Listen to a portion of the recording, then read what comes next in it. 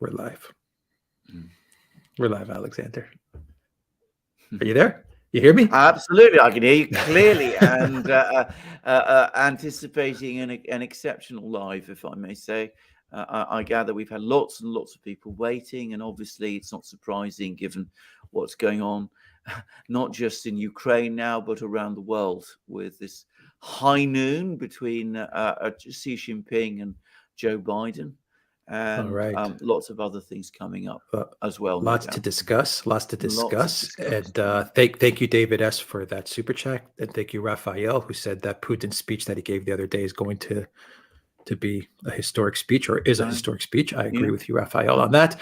And let's bring in the one, the only, Mr. Gonzalo Lira. Gonzalo. Gentlemen, how's it going? It's going well with us, and we are very joyful to see and hear you, or rather to hear you in my case, Gonzalo. It's a great pleasure and a great honor as well. Oh, no, you're far too kind. Are we live already? Yes, we are live. Okay. Good. Gonzalo, congratulations are in order on your YouTube channel. It's doing great. Yeah. And I watch your thank videos. You so much. I watch your videos all the time. Yes, I crossed the 100,000 subscriber mark, and I am going to get my little silver play button because I need tchotchkes in my life.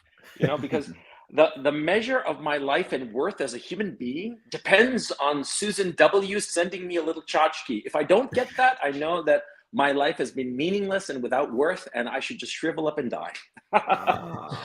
So, gentlemen, it's always such a we do shrivel up and die, Gonzalo. We all need you. We all need your contributions.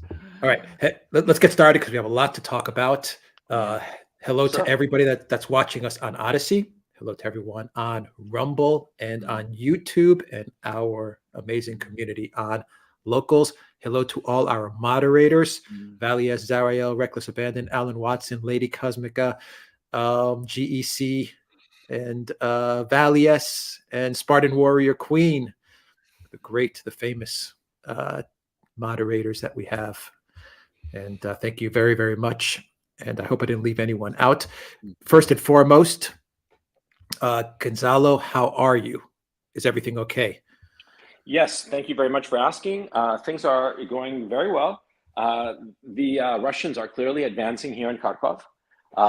There is almost 24-hour barrages of shelling or missiles, or I have no idea what it is, but explosions coming predominantly from the east of the city. I could not tell you precisely where, and even if I were aware of where it's coming from, I wouldn't want to say because I don't want to get involved in any kind of situation that might bring anybody any harm. That being said, the city is mostly deserted. And in my own case, I'm still here because I want to see how it ends. The train service is running. The remaining people are leaving. But we're just waiting for the denouement of this situation. I would say that it's really going to depend on the Russians, on factors that we don't know. The Russians, if they decide to be really aggressive and really take the city, the defenders, if they're going to fight to the death or realize that it's pointless and it would be a pointless death and that they should just surrender. We'll see. We'll see how long this siege takes. But even in the worst case scenario, I do not see this going beyond, say, 2 weeks. Leaving for where? By the leaving end for of where, April, Gonzalo? The trains? Yeah. The people you said they're leaving. Where are they leaving for? Are they going up towards Russia? Where are they being taken? Where are they going? Do you know? The trains are leaving to the west. Okay.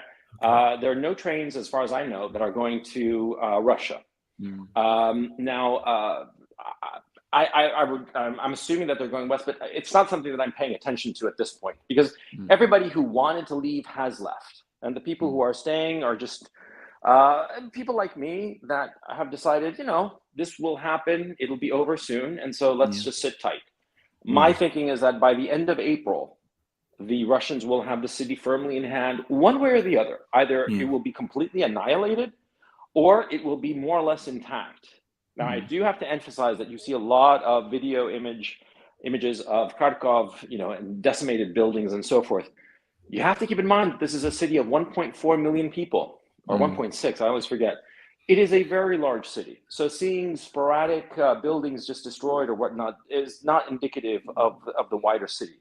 And the area that I'm in the center of the city.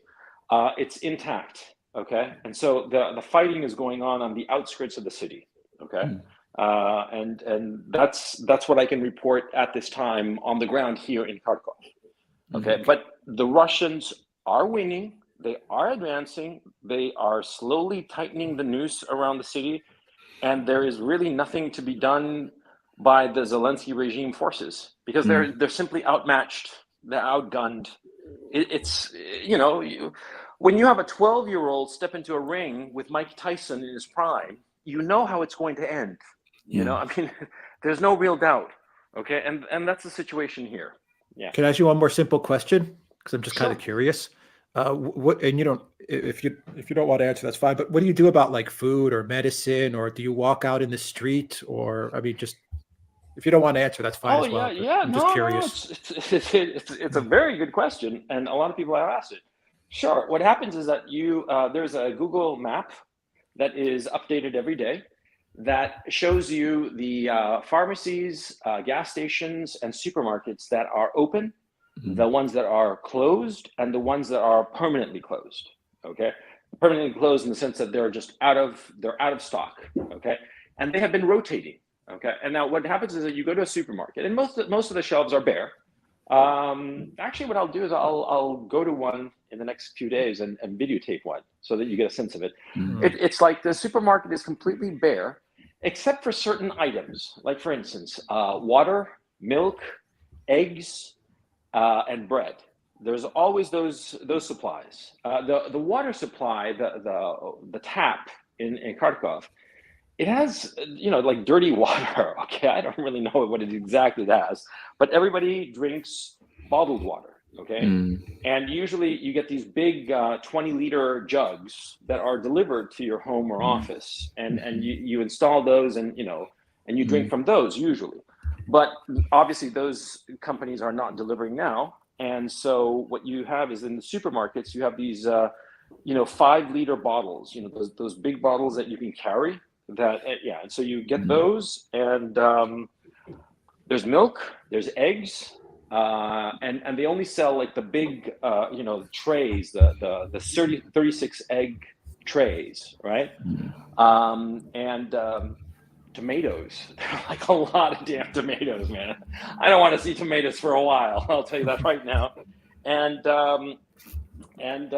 bread. Okay, and I'll tell you something else. I lived in Paris, okay, on the Rue de Vignon, right around the corner from the Église de la Madeleine, and I had access to some pretty good bakeries there. But this is like the best bread ever. It's fresh, hot. It's fantastic. I don't know where the hell they were hiding this stuff because it's really good. Anyway, that's like the one luxury that I at least am partaking in, of just like getting this incredibly good bread. And the pharmacies, I don't go to pharmacy because I don't have any health condition, but they are open and they rotate. Okay, and they try to keep stock on the basic medicines that people will need for whatever, insulin and the rest of it. And gas stations, well, they're pretty much gone. I mean, the gas stations are pretty much empty because there are no trucks resupplying the gas stations. Okay, so at this point, there's the gasoline you have in your car, that's it. And that's Kharkov, which is under siege. Okay, because it is under siege. You have to understand that that's what's going on here. It is a city under siege, though I would argue that it's a very gentle siege. Okay, great. Well, let's get started then on our topic. The title of this live stream is kind of a sit rep, but say a geopolitical sit rep instead of a military, though we'll talk about the situation on the ground as well. So, we've got 21, we finished 21 days. We're on day 22 of this conflict, plus 8 years, because everyone always leaves out the 8-year part. Gentlemen, Alexander, Gonzalo, where do you guys want to begin? And let's just talk about where we are today and how you see things moving forward. Well, I think today the big news is going to be this meeting, this telephone call between Biden and Xi Jinping. And the Chinese, very uncharacteristically, have been briefing people in advance of it. And they've been making it absolutely clear as crystal that they will push back very hard if the US tries to pressure them to take any position which is essentially hostile to Russia on Ukraine. So when the Russians and the Chinese were saying at the beginning of February that they each have the others back, it's turning out exactly like that. I am going to make a quick observation. I think that it was a serious mistake for the US administration to engage with China in this way. I think that they perhaps, if they did underestimate the extent to which the Chinese were going to stand by the Russians, then that was a major miscalculation. And I think also to try to put pressure on China. Anybody who has any experience at all of modern Chinese history would know that the worst thing to try and do with China is to try to put pressure on them. The kind of history that China went through over the last 200 years means that no Chinese government can ever be seen to bend to pressure in that kind of way, and that they'll just harden their positions in response, and they're already threatening countermeasures. So I think that's one thing that's happened. The other thing that's happening is, if we're talking about the economics, it's, I think, becoming increasingly clear, exactly as Gonzalo had been saying in earlier programs, exactly as Tom Longo said in the one program so far that we've done with him, though I'm sure that we'll be doing more, that the attempt to destroy the Russian economy, at least for the time being, at least, has failed. The financial situation is stable.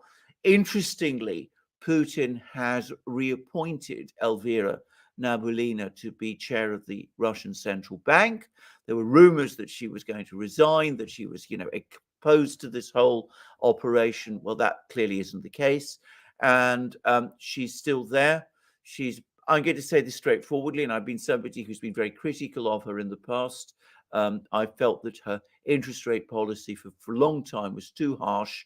I think she's handled the situation at the moment with great skill, and clearly people who are looking for divisions within the Russian political class on this issue are wrong. So stabilization in Russia, growing queasiness in Europe, and I suspect also increasingly in the United States, because I think things are not turning out quite the way people expected. Oil prices are now once again above $100, and they're going to go on rising. Nobody should be under any doubts about this. MBS in Saudi Arabia is still refusing to take Biden's calls. The foreign minister of the UAE has just been in Moscow, where he's been talking with Lavrov, and that was another friendly visit, apparently. So I think the economics are not turning out in the way that people anticipated. We're definitely, I think, heading into a serious recession in the West. And of course, it's a recession where there are going to be structural problems, which we've now created for ourselves through this overreach of sanctions that I think we can't really extricate ourselves from. And if you want to see the doubts, the worries, the fears that are now circulating, go to The Economist. The Economist is the most anti-Russian, neocon type magazine in Britain. I mean, it outdoes all the others. And you see that the headline article in The Economist is "The Alternative World Order: China, Russia, and the Others." Very much all the things that Gonzalo was saying. But even The Economist is now starting to acknowledge that it's beginning to take shape. Gonzalo, what do you think? What do you want to discuss? Oh, sorry about that. I thought I muted myself by accident to listen to Alexander. No, I completely agree with what Alexander is saying. It seems very clear that the sanctions not even in the long run, in the medium and even in the short term, are proving to be a disaster. I think that Putin very wisely is hammering away at the fact that essentially what the West has done by confiscating Russian foreign currency, foreign currency deposits, it's basically a default of the West towards Russia. And if you look at it from that point of view, it scares people. And it certainly scares the Saudis. And I think that also what freaks them out, what freaks out a lot of other countries, is the capriciousness of these catastrophic measures that really aimed. I mean, it was very open. They wanted to destroy the Russian economy. And number one, they have clearly failed because the ruble is stabilizing. And a lot of fairly smart people are making the play that maybe the ruble is the currency of the future because it's backed by commodities and the dollar is not. And so people are realizing this was a catastrophic decision. I mean, more thoughtful people. I don't know if they're in the administration or not, but outside of the administration, people are saying that it hurt the Americans reputationally, and it did not cause the catastrophic damage to the Russian economy. And in many ways, and the speech that Putin said yesterday kind of like it indicates that the Russian leadership is thinking this way. In many ways, these sanctions forced the issue of decoupling of Russia from the West to the benefit of Russia long term. And it's really interesting because it also gave Putin the opportunity to tell oligarchs and what he called fifth columnists, people who are Russians who are enamored of the West and who want to be a part of the neoliberal Western paradigm. Well, you're traitors. Go to your Western masters if you're not going to contribute to us here in Russia, because here in Russia, we need you to invest and work here in our homeland for our people. I think that the sanctions, all in all, have proven to be a boon. And finally, the sanctions have clearly improved Putin's internal position. And he is clearly unchallenged. And there is still talk, idiotic talk, as far as I'm concerned, of Western commentariat of saying that there's going to be an internal coup and they're going to get rid of Putin. What are they smoking? I mean, for crying out loud, because of these sanctions, his approval rating is through the roof because the Russian people and the Russian leadership class sees that the West hates them. And so it's all going Putin's way, for crying out loud. Oh, my God. Yeah, I think, Gonzalo, you made a very, very acute point that for the Russians, this has resolved an internal debate. If you look back to the 1990s and indeed the early 2000s, the kind of people who were running economic policy in Russia, not just people like Gaidar and Chubais in the 90s, but some of Putin's early team, people like German Gref, people like Alexander Kudrin, the finance minister. The whole conception was that you integrate Russia completely in the West, that it becomes essentially a Western country. That was their idea. So they took a completely different approach to the one the Chinese took. And you can see this best in the way that the Russians operated their currency, the ruble, as compared to the Chinese. Now, the Chinese maintained very tough capital controls. You can't just convert the RMB. I always call it the RMB, by the way, the Chinese currency, into dollars, euros, whatever. You can't just change your money and take it out of China and go to the West, at least not in large quantities, because it's a controlled currency. It operates within capital controls. Now, what that meant was that Western companies, big companies, if they opened factories in China, they weren't selling ultimately for the Chinese market. They were selling for Western markets. They were producing to use lower wages in China and lower costs in China to gain competitive advantage in Western markets.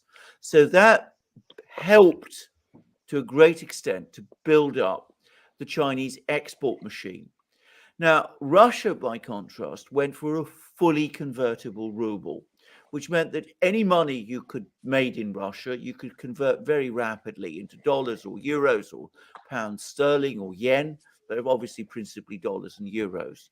And that meant that Western companies that built factories in Russia were selling goods to the Russian market.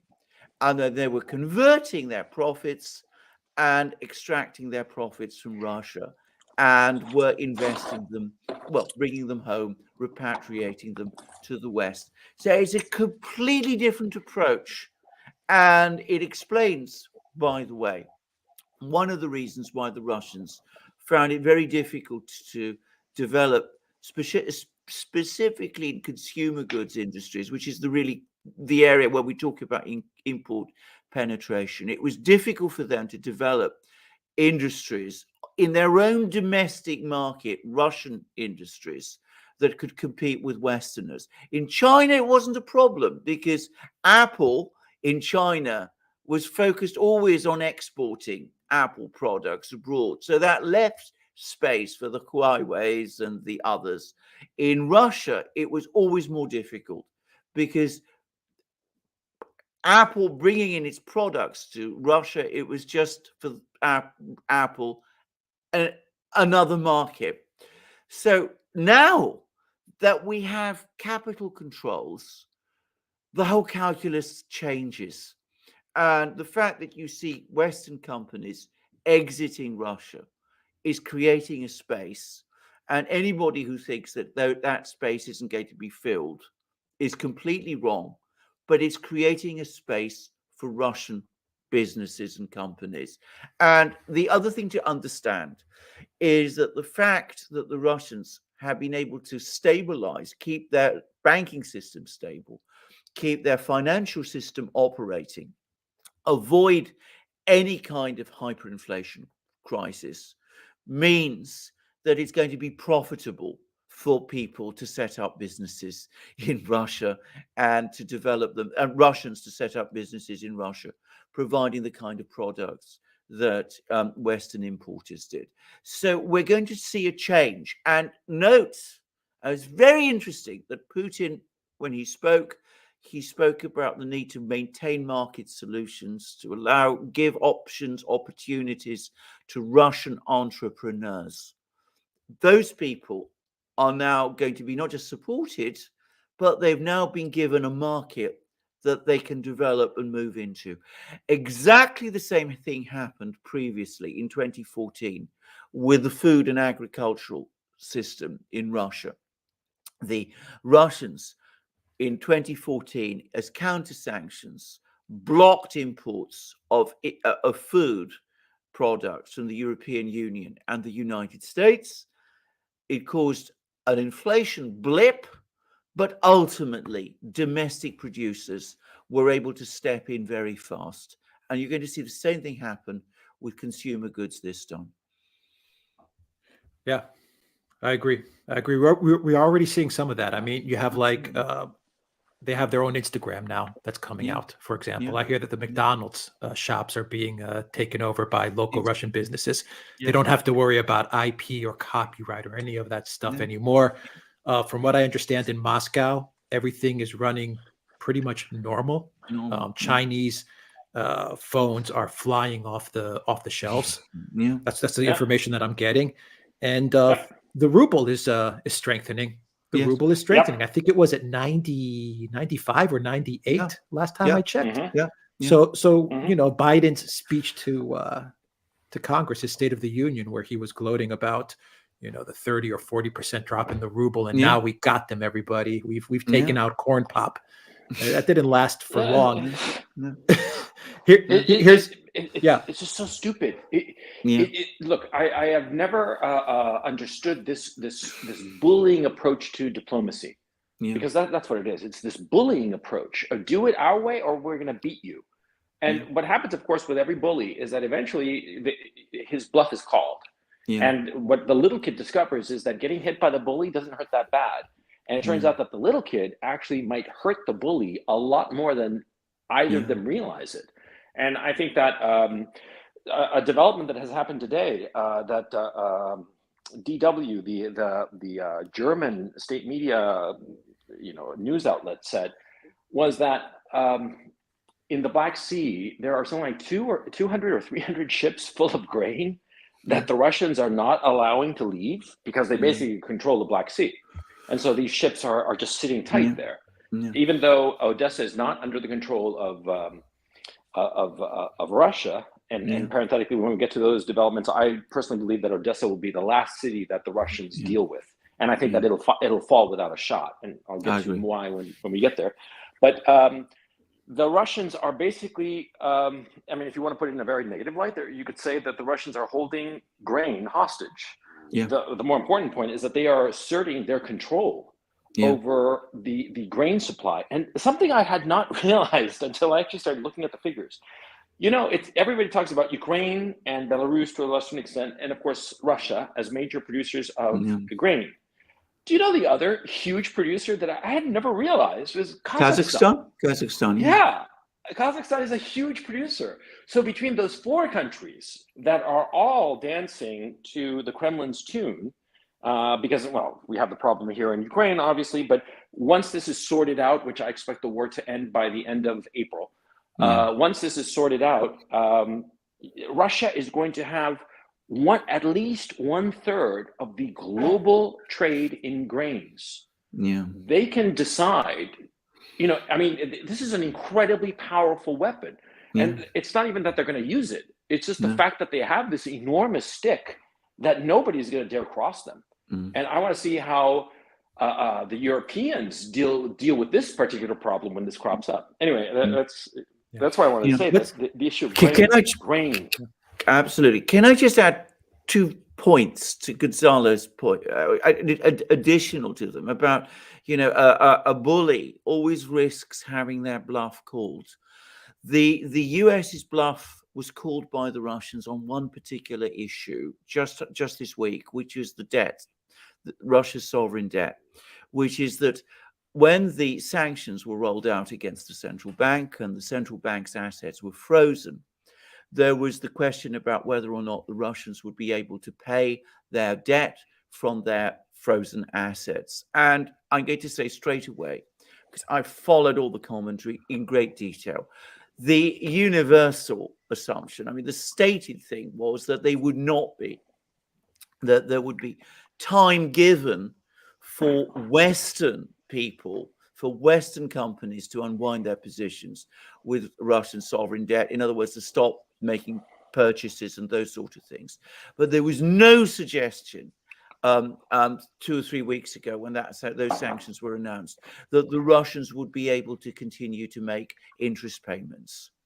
And this week they called the bluff and they made the interest payments. What they actually did was there was payments came up were due for payment on Wednesday.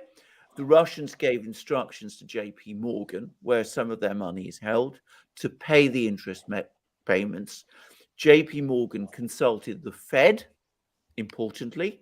They also consulted the Treasury Department, and they fulfilled Russian instructions and made the interest payments.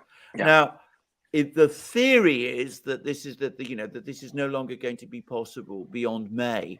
But in fact, if you go into the careful language of the sanctions, it leaves open the possibility that interest payments can continue to be made. In other words, sovereign debt can continue to be paid beyond May. And I suspect it will be, because for all the reasons that Gonzalo was saying earlier, again, you go all the way back now to programs that we were making with him even before the war started. The Fed doesn't want to rock the global financial system. So they do not want to see a sovereign default by a G20 economy. And I am sure that they're giving that kind of advice. So I think that this attempt to engineer a Russian default, I think that wiser heads have prevailed. And already we've seen that particular bluff has, in effect, been called. So the Russians still are able to use their reserves for that purpose, which is to pay foreign debt. That is the one thing. The other thing I wanted to say is about Gonzalo talking about, a bullies people all over the place, and sometimes they come up against a little guy and they find that the little guy stands up to them and it doesn't turn out as they expected. Well, that's essentially what's happened between the US and Russia, because let's face it, Russia is nowhere near as rich or as powerful as the US is, but already we see that they've been able to take all kinds of steps and things are not turning out the way the US expected. But of course, if you try to bully a big guy, a guy who in some respects is bigger than yourself, then you're in serious trouble. And that, it seems to me, is what the US is now drifting into doing with China. And before we did this program, Gonzalo, I showed to Alex a article. It wasn't an article, it's a press release on Global Times, in which there's a Chinese official who's been going around briefing the Chinese media. This is very unusual for the Chinese to do this, by the way. And he's been saying things, this official, whoever he is, and I'm guessing that he's a very senior person in the Chinese government. He says that if the United States tries to put any pressure on us, they will fail. And if they take any action against us, we will retaliate. This is specifically on the issue of Ukraine. And I'm going to make an observation. I think that our president, the president, not my president, but the American president, Joe Biden, is, as we all know, a man of 79. And he's also somebody who perhaps is not as bright mentally as he might have been. And I can't help but think that in his, shall we say, elderly way, he still imagines that the world is as it was 15, 20 years ago, when the president of the United States could indeed push China, Russia, India, all of these other countries around, that they would, tremble before the words of the US president. And I think he's still, almost senile fashion, repeating all that, not, I think, having realized or internalized the extent to which the world has changed. Yeah. Can I completely agree with you, by the way. Completely agree. His senility makes him think that it's still 1990 something. Yeah. But I just want to go back a little bit to what you were discussing insofar as the bond situation is concerned. Okay. Now, a lot of these sovereign debt issuances, the contracts are long. These are not easy instruments. Okay. The instructions, the actual contract is, book length. So they have a lot of caveats and a lot of different things. And so what the Fed is doing of essentially saying, in a technically legal sense, the money is not going back to Russia. It's staying outside of Russia, but it's just going from the Russian account to the account of the bondholders in the United States. It's a technicalism that they are using to not have a sovereign debt default. Now, if Russian debt were to default, I mean, a lot of people could argue, and Russia could argue in court, that they never defaulted. They had the money, they wanted to pay, they were just prevented by force majeure. And this actually, in a lot of these contracts, would benefit the Russians, basically. Okay, so there's that issue going on, because a lot of these bond contracts are sort of like boilerplate, and a lot of times they have force majeure sections that, of course, never contemplate something like what has gone on, but could possibly be used to explain away a lot. But that's a side issue. The main issue, I think, are twofold. Number one, the Fed doesn't want Russia to default under any circumstances, because a lot of the people who hold Russian foreign debt are American pension funds. Like, for instance, like I read somewhere that the Kansas City teachers pension funds has a huge position in Russian sovereign debt, huge relative to their other assets. I mean, in the scheme of things, it's a tiny little fund, but but their position is something like 80%, which was rational because the Russians pay, and the Russians have their commodities markets that guarantee that they'll get the influx of funds to pay off their debts. And so, yeah, it's not as good as gold, but pretty damn close, right? And so it was perfectly reasonable for the asset managers of that particular pension funds and the other pension funds that are holding Russian assets to get those Russian assets. And so now that they could potentially be in default, a lot of people's pensions in the United States could be hurt. So I think this regime of using the current account that Russia has on deposit with JP Morgan and whatever other banks, they're going to continue with that. And I think that what's going to happen, and is likely the case, is that through back channels, the Russian Ministry of Finance is talking to JP Morgan and talking to the Fed, and they're just going to quietly keep on paying them off. So I don't think that the Russian debt is ever going to default, and I think that it might actually be a smart investment. I'm not arguing this. I'm just saying this as an observation. I'm not making the investment suggestion, but it might be actually a good deal. Okay. Number one. But number two, the Russians will never again issue debt in the West. And of course not. They never will again.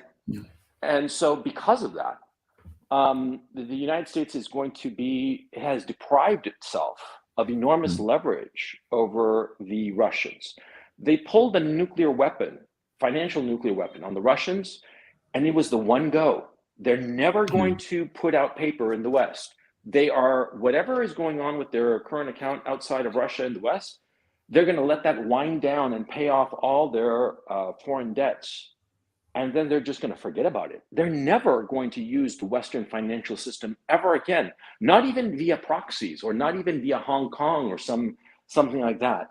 And I don't think that the West understands that a commodities-rich country like Russia, with enormous natural resources of all kinds, renewable, mineral, petroleum, energy, all the rest of it, they are cutting out the Western financial markets. That hurts the Western financial markets far more than it hurts them. And it's going to benefit, in order of importance, the Chinese financial markets and the Russian financial markets. They did not think this through. It was a stupid emotional decision that is having catastrophic results on the Western financial system. Okay, I mean, I just want to emphasize that point. I think you're absolutely right. I have nothing specific to add to that. I think you're completely right. Just on the issue of force majeure, which is, by the way, I've worked in. It's an area that once upon a time I was very, very familiar with. You're absolutely right. I think the Russians have a very strong legal defense on force majeure. And of course, you've got to understand that if you're a bondholder and you are not able to recover your money because of actions by the US government, well, then you might decide, if you're a US bondholder, that the people you should be suing are not the Russians, because what can the Russians do? You sue the US government. So I mean, this is, I'm not predicting anything, because I don't, this is a complex situation. But I can very, very easily see how this could result in a flood of court cases, which I think might be very embarrassing. And I think that, that's of course only a minor part of this. The fundamental, essential one is the one that you've been making, that, this isn't something that the Fed certainly would want to see. I mean, they have a very difficult situation now, keeping the US economy on a stable footing after all the administration has done. And I'm sure that's their primary concern. But, I'm sure they've been getting legal advice, as the US Treasury Department, and they've probably been telling them, that this isn't an easy situation. If you start defaulting on your obligations, your legal obligations to the Russians in this kind of fashion, then you're exposing yourself to action, not by the Russians, legal action, but by affected parties. Exactly. And here's something else too. If you cut off the Russians, that they don't have access to their funds, right? And they, of course, cannot sell their bonds, you're isolating them. So the Russians are basically, that money is lost. They can they write it off. it's going to hurt, of course, but at the end of the day, it's surplus, it's extra that they have. It's not money that they need. Whereas the bondholders, it's money that they need. Okay. So this was, I just find it just so incredibly stupid. The people who made this decision, and I suspect it was Obama himself. Obama himself was like, yeah, let's go and just really just sanction to show that, I'm really smart. I'm a master manipulator of the global stage. I mean, I'm convinced that one of the big hands pulling the strings on the Joe Biden puppet is Obama. And he's just so damn stupid. Yeah. But anyway, moving on. Yeah. I'm sure you're right. And notice that he's been very, very silent. Yeah. He's in the shadows. Affair, which If this was an infallible sign, in my opinion, that he's very actively involved. Is he stunned? Yeah.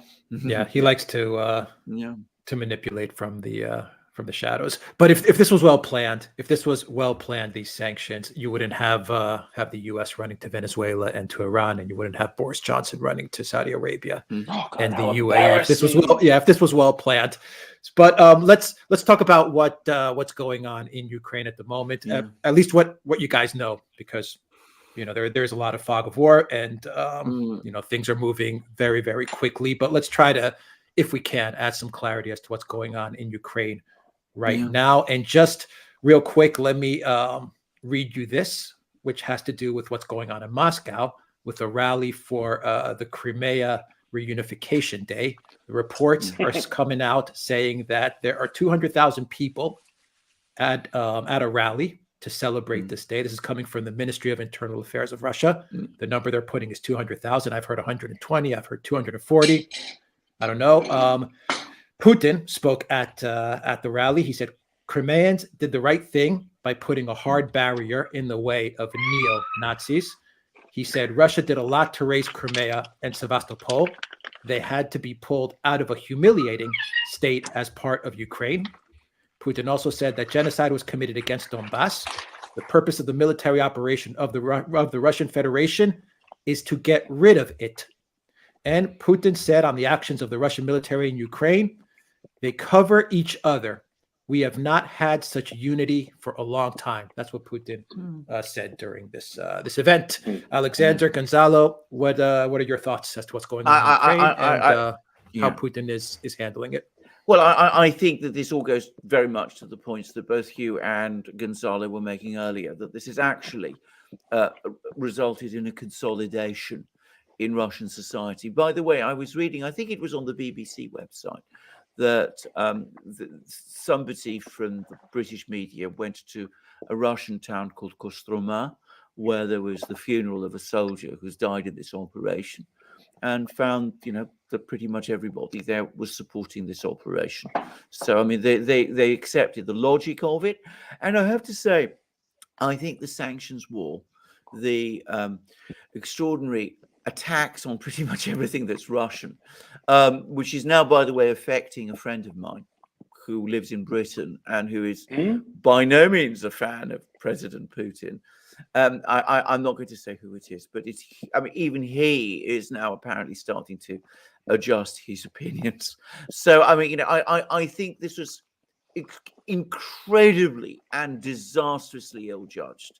Now, about the situation on the ground, I always have to repeat the observation that I'm not a person with any kind of military background or experience.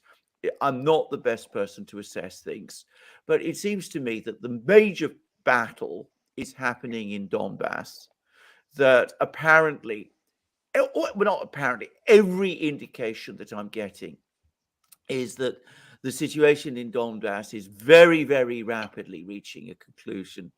The Russian Ministry of Defense spoke today about the noose tightening on the ultra-radical groups that are resisting in Mariupol. Apparently there are, hours, days, I'm not going to try and guesstimate, but very soon that resistance in Mariupol is going to collapse. Severodonetsk, which is in the north of the Donbass, is apparently also, and it's apparently another important place, is coming close to collapse as well. And I gather that this is now the general trend, and that the Russians have announced some sort of a no-fly zone over the Donbass, which is apparently also now coming into operation. And I would quickly finish this brief summary of the military position. I saw this sentence in an article about the war in the British newspaper, the Daily Telegraph, and I sent it to Alex earlier, and it reads, military experts have warned that Russia is planning a lightning advance upwards from southern Ukraine to link with other battalions to encircle Volodymyr Zelensky's army and claim it has won the war. So it's another admission from parts of the British media that there is this cauldron, this tightening around the Ukrainian forces in Donbass taking place. There was an earlier admission, if you remember, which we discussed in the London Times a couple of days ago. Now we have another one in the Daily Telegraph. And I think that these snippets are essentially ways of some people trying to convey to the British public, who are being fed a completely different account of the state of the war, but they're preparing them at some level for the fact that some kind of collapse of the Ukrainian forces in the Donbass is coming. And just to finish on this, my own view, and again, I'm taking this as a completely ignoramus, if you like, or well, not an ignoramus, but somebody who's not who finds military assessments, they're not my area of expertise. But I'm going to make a guess that if and when the point when the Russians may decide that they want to roll into places like Karkov, Chernigov, Sumy, all of these places we've been hearing so much about, it'll be when you start to see the major Ukrainian forces in the Donbass start to collapse. One of the fundamental mistakes the West makes, and again, I come back to Clausewitz. Clausewitz always used to say, ignore the cities, focus on the enemy's ability to continue fighting. Your target is not the cities, it's the enemy's army. I should say, I've actually read quite a lot of Clausewitz in my time, because he actually talks a lot about politics rather than, war. That always stood out for me. I'm sorry, Alexander, I have to cut you out. Agricola says one part of Clausewitz's doctrine is to win, you have to break the enemy's will to fight. To do this, you have to beat his army decisively. Sorry, but that's the quote. There you go. Well, there you go. There you go. Yeah. No. Well, my thinking about the situation, it's very interesting that the Telegraph finally is mentioning this and coming up with this incredibly foolish subterfuge of the Russians carrying out a lightning offensive to the north. No, this has been incredibly systematic. And it's been going on since the very beginning of this war of surrounding the army, the army of the main army of Ukraine, which is in the east and the Donbass near the contact line. And nobody's talking about this, but that is clearly where the war is. The news around Karkov, for instance, I've said before that it's closing, but if the Russians decided, hell, we're going to take the city, they could take it in an afternoon. Okay. I mean, it's an issue that they don't want to, because they realize the incredible destruction of it. They also realize, I think too, that it's just smarter to just slowly tighten and squeeze, but not make any sudden moves, just to demoralize. And get more deserters, because I think that's their prime motivation, to get deserters. Okay, because they, again, I've said this from the very beginning of the war, they want to capture the country, but they also want to capture the army, because you need an army to actually guard and maintain order in a country. If you annihilate the army, you have chaos. You have Iraq, basically, after the Second Gulf War, and they don't want that. So anyway. The situation that I have heard so far is that Mariupol is going to fall. That's inevitable. Just before we started a couple of hours ago, I heard that Sector 4, on the left bank in Mariupol, had fallen. And there are basically 4 sectors of the city that are maintaining resistance. And the city itself is just demolished, of course, because that's where the hardcore Nazis are. It's their last stand. And they're not going to give up. They're going to fight to the death, because they know that they're dead men if the Russians capture them. The Russians, by the way, are having all military-age men strip to show if they have any tattoos, any Nazi tattoos. Okay. Not strip in like any kind of ridiculous way. Just, raise up your shirt, show your belly and your back and your arms to make sure that there are no Nazi insignia. And they have captured a lot of people who do have that Nazi insignia. And that goes to show you that the Azov battalion, the Nazis, the neo. I'm sorry, I mentioned the word that you don't like using. The neo bad guys of the 30s and 40s. Well, there are a lot of them in Mariupol, and that is ending. That is, there's no escape for those men because there's no way to resupply them, refit them, refuel them, or evacuate them, or reinforce them. So it's over for them. It's just a matter of time. Now, insofar as the main army to the east, which is obviously the number one priority, the West has no idea what's going on over there, and they automatically discount any account coming from. Not only coming from the Russians, who in general, when they put out official releases, they don't lie. They tell it more or less like it is. Sometimes they might ignore something. It might be a lie of omission, but they're not going to lie proactively like the Ukrainians have. Ghost of Kiev, anybody? What I'm thinking at this time is that the Russians probably at this time, after the consolidation of the last few days, they seem to feel that they've got a firm grip on Ukraine Central and Ukraine East. They don't have the territory between Kiev and Kherson, Dnipropetrovsk, that area, but they don't need it, quite frankly, because it's just basically cows and wheat. Apart from Dnipropetrovsk, there's no army there. There's nothing vital there. There is the city of Dnipropetrovsk, but as you said, the war is not about cities; it's about armies. And the army is to the east. The army is surrounded. The other army or main group is in Kiev, setting up defenses to the city.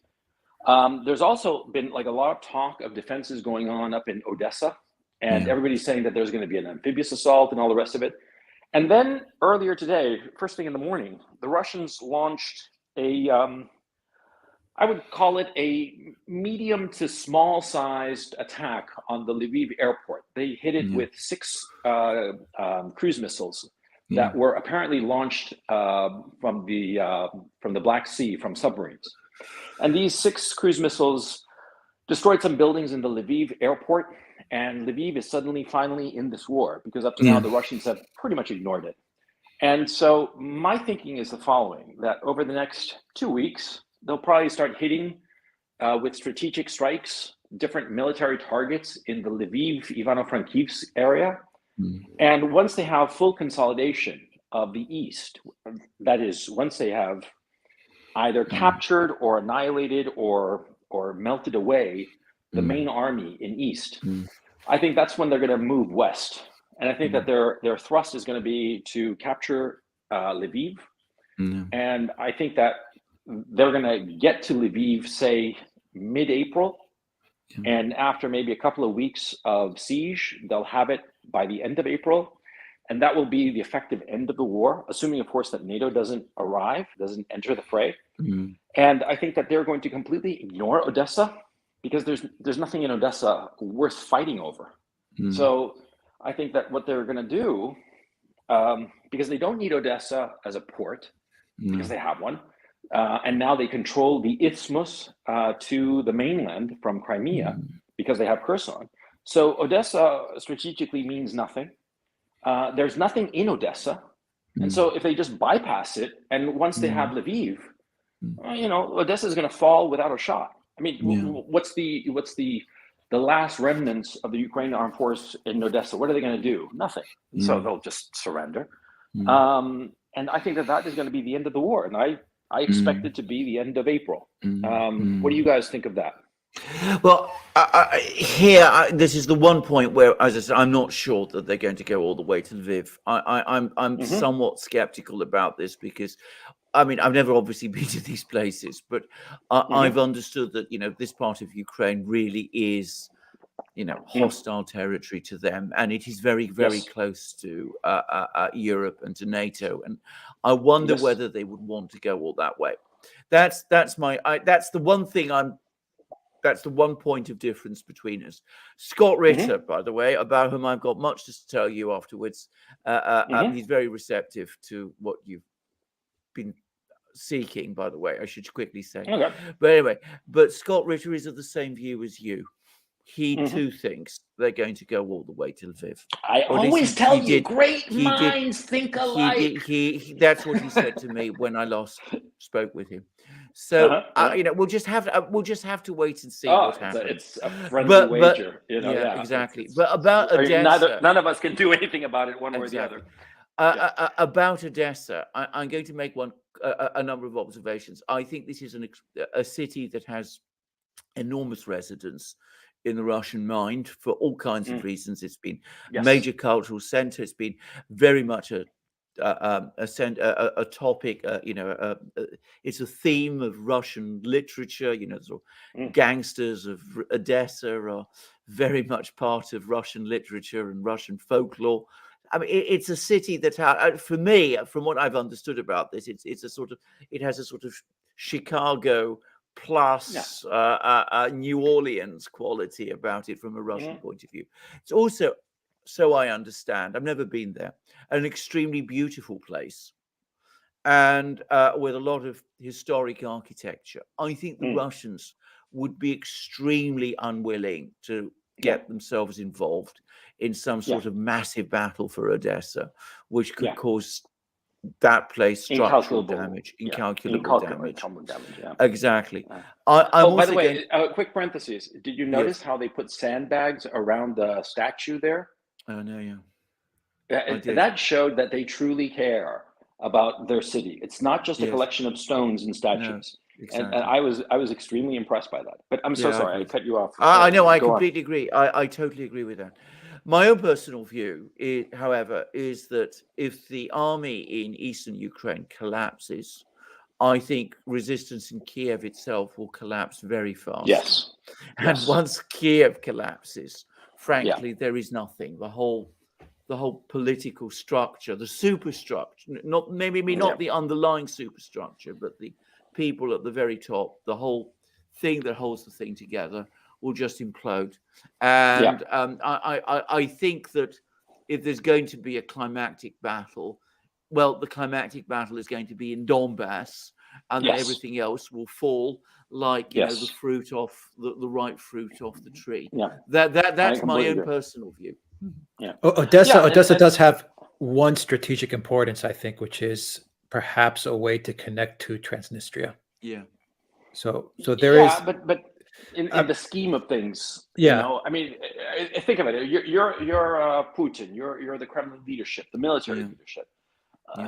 Why get involved to potentially damage Europe? No, I don't. I agree. I don't think they're going to damage it. It's like, I agree. I don't think they want to damage it, but I think it is an important city for strategic reasons as well. But what do you guys think about the rumors that there's going to be a ceasefire and they're going to come to a solution, mainly coming out of Turkey and following the talks between Putin and Erdogan and Blinken? Blinken made a comment as well where he said, for the first time I've heard him say, that he sees a way to resolve the conflict, which is interesting, coming from the man who was pushing this conflict from the get-go. I think Blinken sees the writing on the wall as well. But I think you've answered the question. I want to answer that so bad. I'll tell you what I think. That the Russians are just stringing everybody along. They have no intention whatsoever of coming to any kind of diplomatic solution. Their solution is regime change and a very Russia-friendly regime in Ukraine, and quite frankly, the breaking up of Ukraine into at least 3 parts, possibly as many as 5. I mean, I'm just convinced of this, because think of the manpower that they have lost, the equipment that they have lost, the whole sanctions. And Putin is going to say, oh, okay, then we'll have a little diplomatic solution and we'll sign a piece of paper and we'll all go home. No, that's just no. I mean, once you play for the big stakes, you're not going to go home with a couple of chips. No, you want the whole pot. You know what I mean? And so I think that Putin talking about any kind of diplomatic solution, he's just stringing them along. And the West talking about a diplomatic solution, it's just wishful thinking. And it's also, a knowledge from satellite photography that it's over in Ukraine. Yeah. Yeah. It's done. Okay. Yeah. It's like they say, it's all over but the shouting, and Yes. it's going to take time. It's not going to happen tomorrow. But No. the Eastern Army, once it collapses, Yeah. it's going to that news is going to zip through the entire country when the Eastern armies collapse. And once that happens, everybody, all the soldiers are going to start to desert. Yeah. And that's a fact.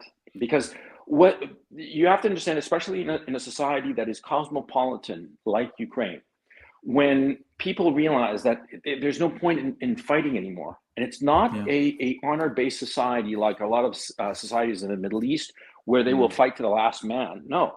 Here, what will happen is that they'll realize it's pointless to fight. I'm not going to die for this or these people or these leaders. I'm going to leave. And I think that you're going to have high rates of desertion. And I think that the resistance in Kiev is just going to crumble internally once the main army is lost, one way or the other. I personally, as a human being and as a man and as a person who cares about Ukraine, I hope that they surrender. Because I don't want to see them die. It's needless, pointless. But one way or the other, once that army falls, and it will fall one way or the other, it's just inevitable at this point, that's when the whole thing falls. And finally, on the Lviv question, my thinking, and I'd love to talk to you, Scott Ritter, about this, is that the Russians have reserves. They have plenty of reserves. And I would think it would be smart to deploy those reserves to Lviv in this collapsing Ukraine, to have a fresh fighting force there on the border with Poland, to make it clear we're not going to cross the border, but you better not come our way either. I mean, I think that would be the sensible thing, and to bring out their A team to be on that point in Lviv. And finally, I want to mention something that I have heard from multiple sources. I cannot confirm 100%, but it might be true. There's a consistent rumor that Zelensky is no longer in Ukraine even.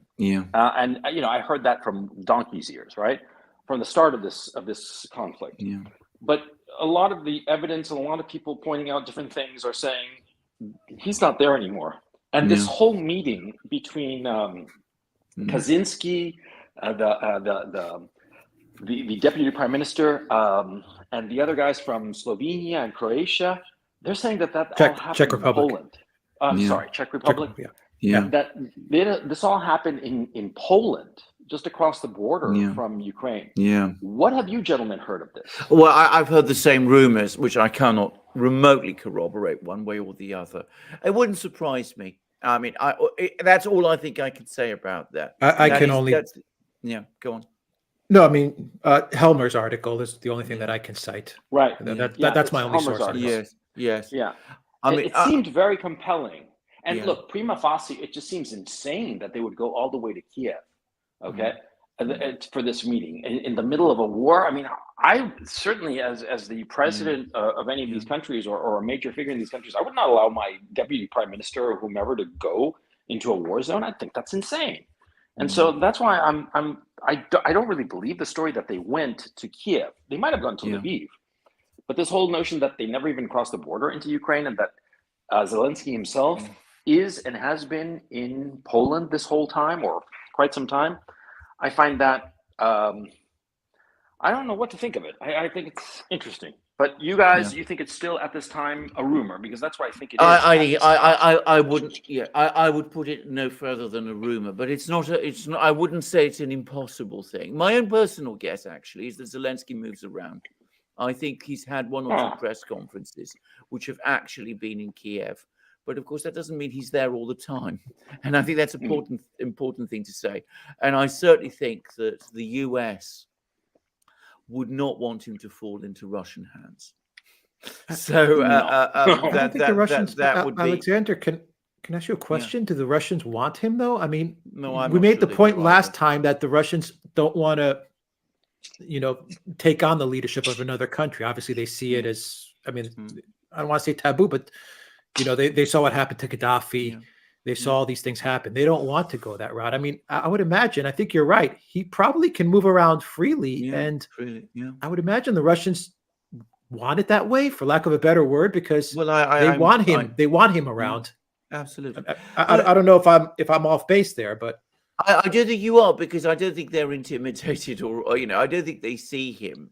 I don't think they see Zelensky himself as a serious adversary.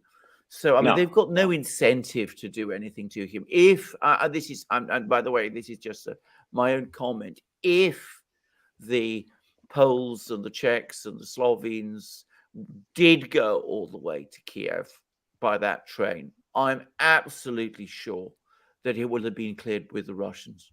Oh yeah, no question. So No question.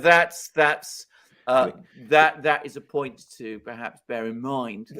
But I have to say, I thought that whole incident, that whole episode, was a very, very odd one. I think it was partly go on. Go ahead, Alexander. You said it was partly. I think it was partly an attempt to try to. Zelensky had been saying all sorts of things about NATO, about Ukraine leaving, not joining NATO, and I think that caused some concern. And I think the need was to send people to meet Zelensky, to bring him back on message, basically, because he gets off message very, very easily when he has things scripted for him, as he did it for the speech to the Congress. Well, that's one thing. He reads his lines, but sometimes when he doesn't have his lines written for him, he goes off message. And I think this is partly an intention, was to try to get him back on message more than anything else. What do you guys think of his speech? Just one very last point about that incident of the leaders. Interestingly enough, it didn't get much coverage in Britain. And yesterday, for the first time since the start of the war, for a fairly lengthy period during the day, it stopped being the lead story in the British media.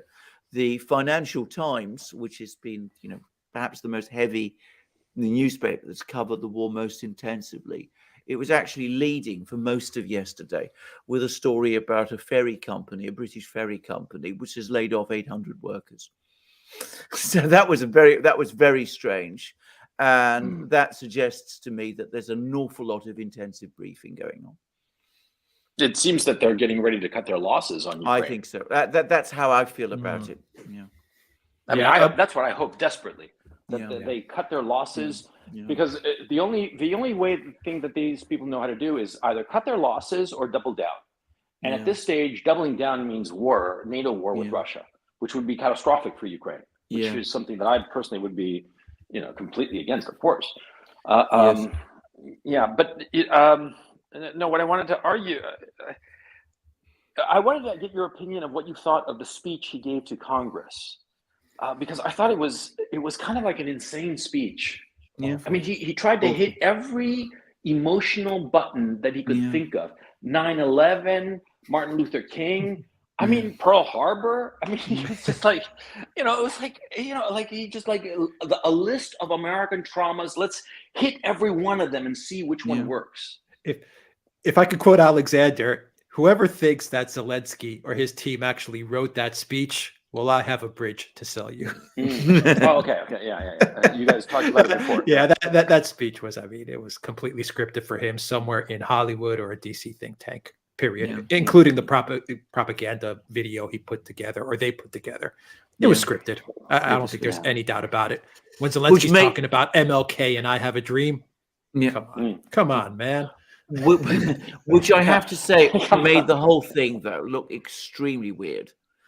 Because it was. That was the impression. That was my feeling about it. The whole thing felt completely unreal. Now, Gonzalo, you have much more experience of scripts and film sets and things like this, but this whole thing looked to me, it didn't look like a real thing. It looked. The question should be asked to Gonzalo. Gonzalo. This is your province, your expertise. Yeah, but lousy acting and bad lighting. No, seriously, do you think it was scripted? Do you think? I mean, serious question. Yeah. I mean, I think it was scripted. This is coming from an expert. Yeah, no, it's scripted by people who are desperate. Okay. Desperate people. And of course, the script didn't make any kind of logical sense, because if you're doing so well in your war, you're not like freaking out and begging people to join in your war. If you're carrying on the good fight and really sticking it to the Ruskies, then you want help, sure, but you can handle it. You have that self-confidence. There was no self-confidence here at all. There was desperation and panic. And so, yeah, it was a ridiculous speech. And look, the whole thing is over. And here's a thought I want to bring to the table. Ihor Kolomoisky, the oligarch, is the one who installed Volodymyr Zelensky, the actor, as president. That's the one who brought him there, brought him to the party. Now, right now, his date, if you want to call it that, are the neo-fascists, thugs, goons, whatever you want to call them, who are in Ukraine, and the SBU crowd, the secret police crowd. Yeah. They're the ones running Zelensky at this time, and he is their puppet. Kolomoisky, he's split to Switzerland, and he's long gone. And the word is that he's trying to cut a separate peace with the Russians, so that he can go back to Ukraine eventually, to Dnipro, which is his hometown. And the Russians are playing hardball with him, but that doesn't matter. Right now, Zelensky is the puppet of these gangsters. Now, let me ask you the following question. And this is just, it's something I just thought of as we were talking now. This guy is an actor. He's a puppet. He's been a puppet of two different groups so far. Would you put it past Putin to determine, yeah, we'll keep on Zelensky, the puppet, and surround him with our guys. And we'll just keep on pulling the strings on Zelensky as the figurehead, as the puppet. While our guys, first of all, get rid of all these goons and these thugs and these criminals. You can get rid of them, I mean, like in a permanent way, in the 9mm way, and get rid of all these people, install our guys, and keep on with the Zelensky puppet for continuance of government's sake, and sign an agreement with Zelensky, a ceasefire agreement, but it's really like we're signing an agreement with ourselves kind of thing, and he's just the puppet playing the other side. You see what I'm saying? No, I think that's absolutely. I think that actually has been at one point. I think that was at one point certainly the Russian plan, and it's a plan which I think they're still prepared to work with. Keep Zelensky in place, recreate the government below him. That means that since he's the legitimate president of Ukraine in the eyes of the outside world, then any agreements they reach with him can't very easily be criticized by the Western powers. And if they agree a deal with him, they can put it forward to the Security Council of the United Nations. And then if that's backed by Zelensky, what does the West do? Does they go against the deal that Zelensky himself is endorsing? So I think that is an option, and I think that's still there at the back of their minds. I have to say, though, I think that they also probably are coming to the realization that Zelensky would be an extremely difficult person to control in that way. I think they would, if they did it, it would only be for a short time, and I think that very quickly they would shovel him off and bring in somebody that they saw as more steady and more reliable. So I there is another factor as well, which is that I get the very strong impression that Putin personally doesn't like Zelensky at all. I mean, obviously they've never met, but I mean, I think I think he has a general animus towards Zelensky. He thinks he's a drug addict. Surprising, exactly. Well, which is look, because he is. We're all grown-ups. And so, I think that's what he objects to. And I suspect that, getting the vibe of Putin, he despises that lack of discipline. Okay? Yes. It's one of those guys who's like, it's perfectly fine to get drunk once in a while, but quietly when nobody's around, not in public, and certainly not be taking drugs, not in public yet, especially. So anyway, but it's just a notion that it would make life very easy for the Russians if they had a puppet like Zelensky. And the thing is, it can give this illusion that that Zelensky is the president, and therefore the ceasefire and the withdrawal and everything is hunky-dory kind of thing. Yes. But I don't know if Putin would not really go for that, because it might be an illusion that would be a little bit too effective, and people in Russia would say, "Oh, so you lost in Ukraine."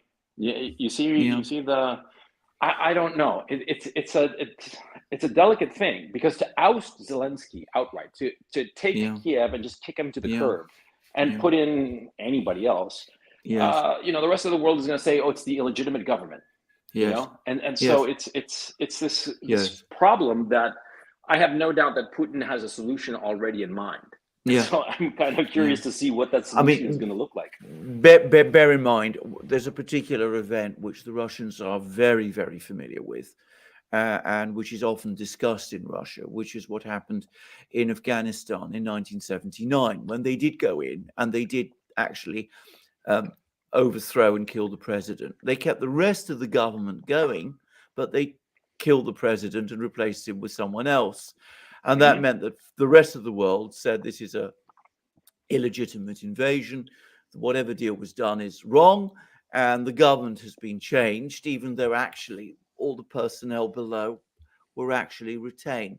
And that was massively, massively damaging diplomatically for the Russians. So that's a reason for keeping Zelensky in place if they can. But, it might not be that easy. And of course, I suspect a lot of it will depend on how events on the ground shape up and what Zelensky himself does.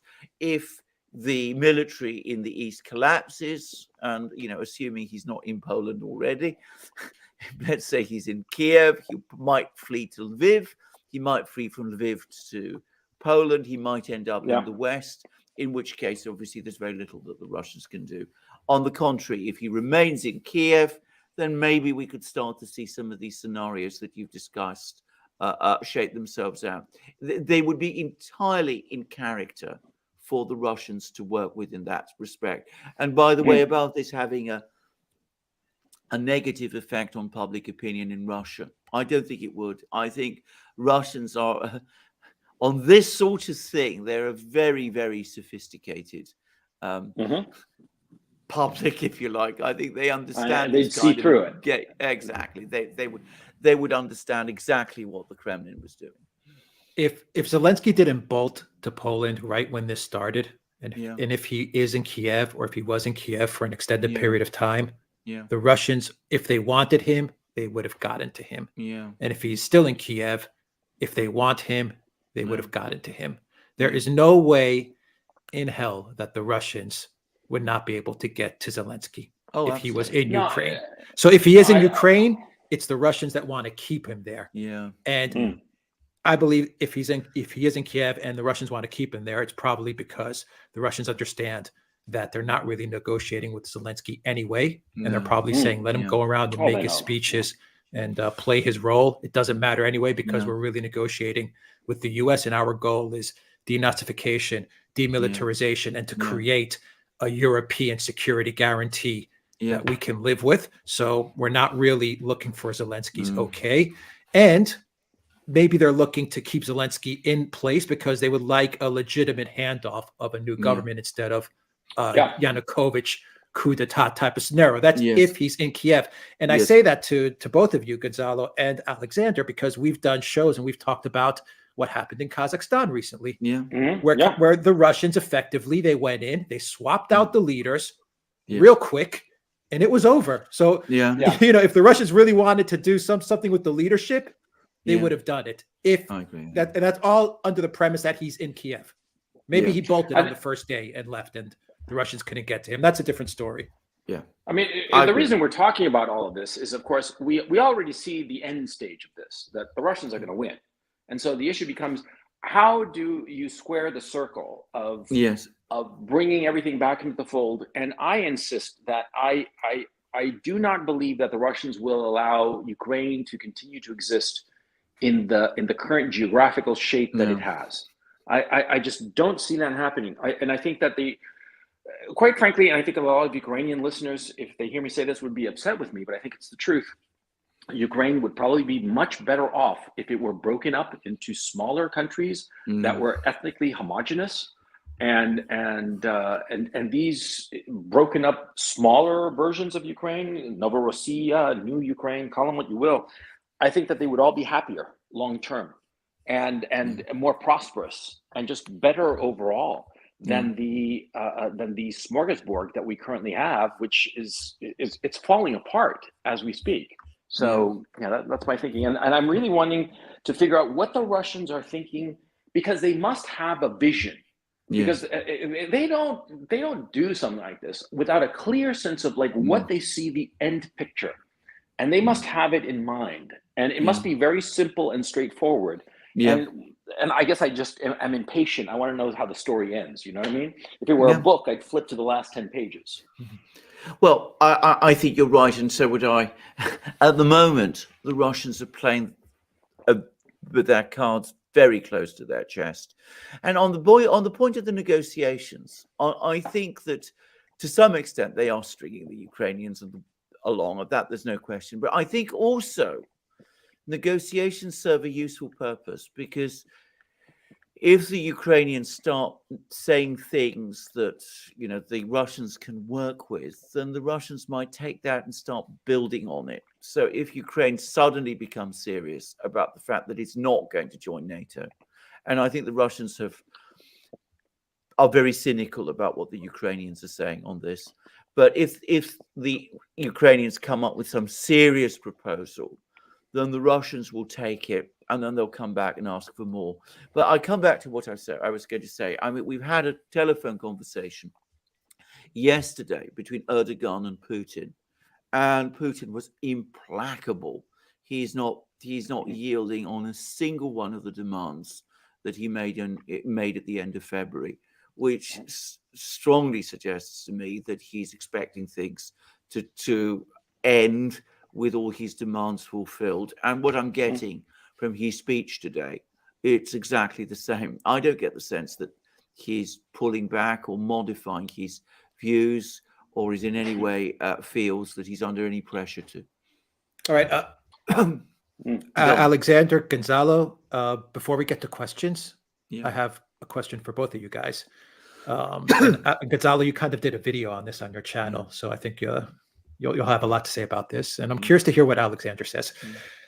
Given the news that we're getting from the Western mainstream media, it's obvious that Russia is losing this war, and I've heard reports saying that the Russian military has, at best, maybe 8 to 10 days left, and this is coming from serious, and I say that serious sources like the New York Times and the Washington Post, as well as Pentagon they generals. always tell the truth. Yeah, well, tell the truth. Yeah, I know, that's why I'm saying. But anyway, okay, it's coming from the paper of record, and so let's discuss it.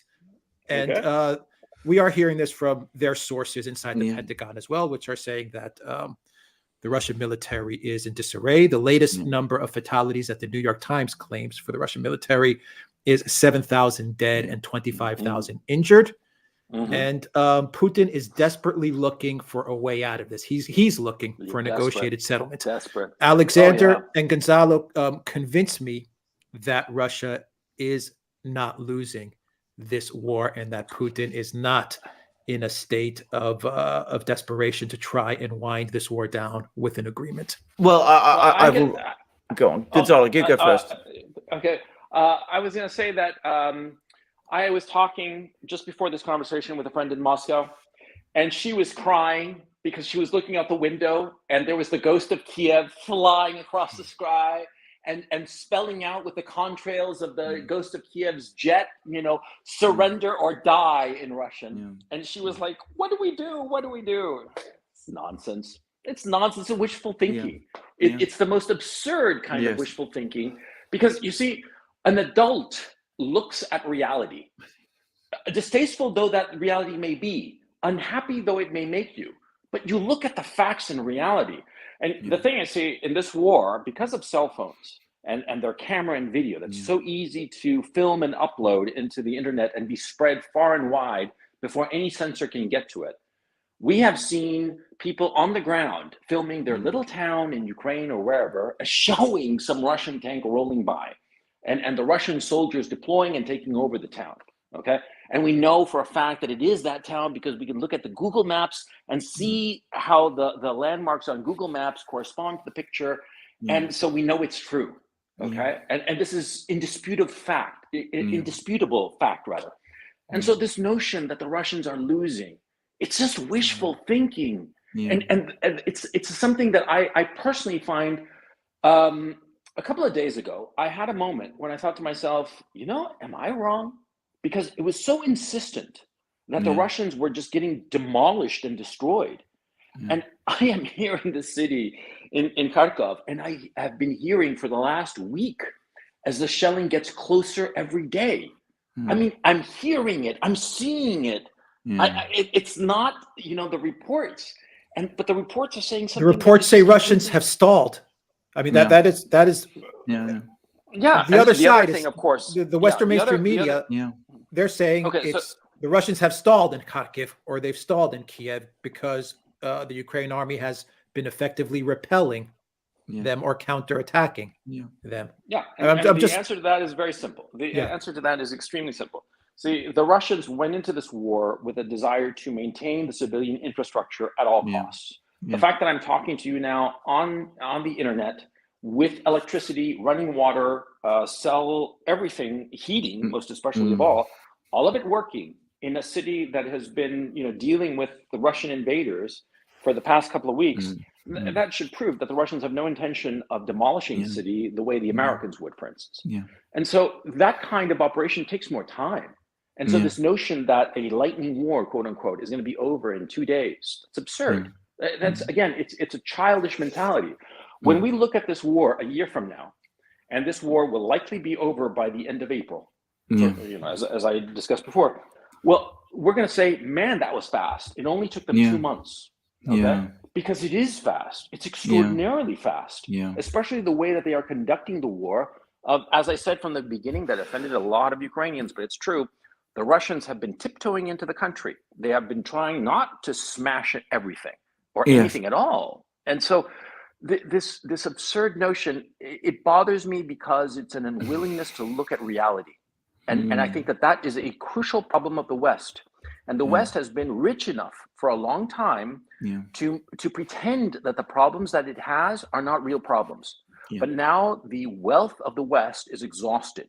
The United States is over indebted to the tune of basically 200% of GDP if you add up all the debt, federal, state, local, and agency.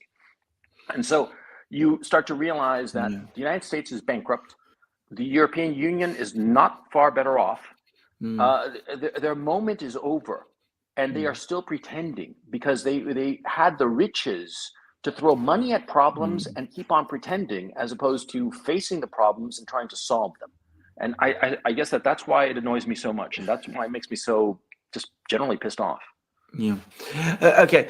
I have found these reports that have been circulating in the West. I find them frankly sinister. To my mind, they're intended for two purposes. One is to encourage the Ukrainians themselves, to make the Ukrainians, I mean the Ukrainian people, the Ukrainian soldiers, to make them think that they're winning so that they can keep on fighting. You don't want them to think that they're losing, because of course, if they did think that, then they might start doing the things that Gonzalo was talking about, like go home, give up, surrender, do all those sort of things. So I think that's one purpose of all of this. The other, obviously, is to some extent to demoralize the Russians and to create problems and concerns in Russia. And by the way, that figure of 7,000 people killed and 25,000 injured, I looked at the methodology that had been put together, and it's not even methodology. It's, you see a picture of a armored vehicle, you count the number of people that you think are probably usually in an armored vehicle like that. You then take all the figures of all the armored vehicles that the Ukrainians say they've taken out. You then multiply it again by the number of soldiers that these armored vehicles carry, and then you come up with a figure. I mean, it was. I'm not exaggerating, by the way. It was that kind of. It was that kind of, back of the envelope calculation. Westmoreland-esque. Yeah, Westmoreland-esque. Exactly. It has no fundamental basis, but as I said, it's partly intended to inspire the Ukrainians to keep on fighting, and it's partly obviously intended to create demoralization amongst the Russians and to feed rumors in Russia that this thing isn't going well and that thousands of people have been killed and tens of thousands have been injured and that sort of thing. The other thing it's intended to do, and Peskov, who is the Putin's spokesman, has actually complained about it. He said that it's a transparent attempt to goad the Russians into attacking the cities. Precisely what they have been saying from day one that they didn't want to do. So if you look at all of these things about, the Russian offensive having stalled, it's stalled. The reason is given is that they haven't actually captured any particular city. But of course, they might have chosen not to. That may be because their tactic is completely different, that their focus is on what's going on in Donbass. And here, of course, it's not easy to obtain, but we have an enormous amount of information from the ground, which tells a completely different story of Mariupol, the noose tightening, as the Russian Ministry of Defense says, of Severodonetsk about to fall. Apparently an important town in that part of the world has now fallen, which has tightened the entrapment, and of a general Ukrainian military that is finding itself increasingly under pressure and encircled. And I think, there's fog of war, there's disinformation, there's propaganda. All of this is a normal part of war. It's not easy to sift through all the things that people are saying. But I think that these comments are clearly disinformation. They're part of a disinformation exercise. I think they're partly, as I said, intended to inspire the Ukrainians, demoralize the Russians, and goad the Russians into doing things that they wouldn't want to do. And I think the Russians are not going to fall for it.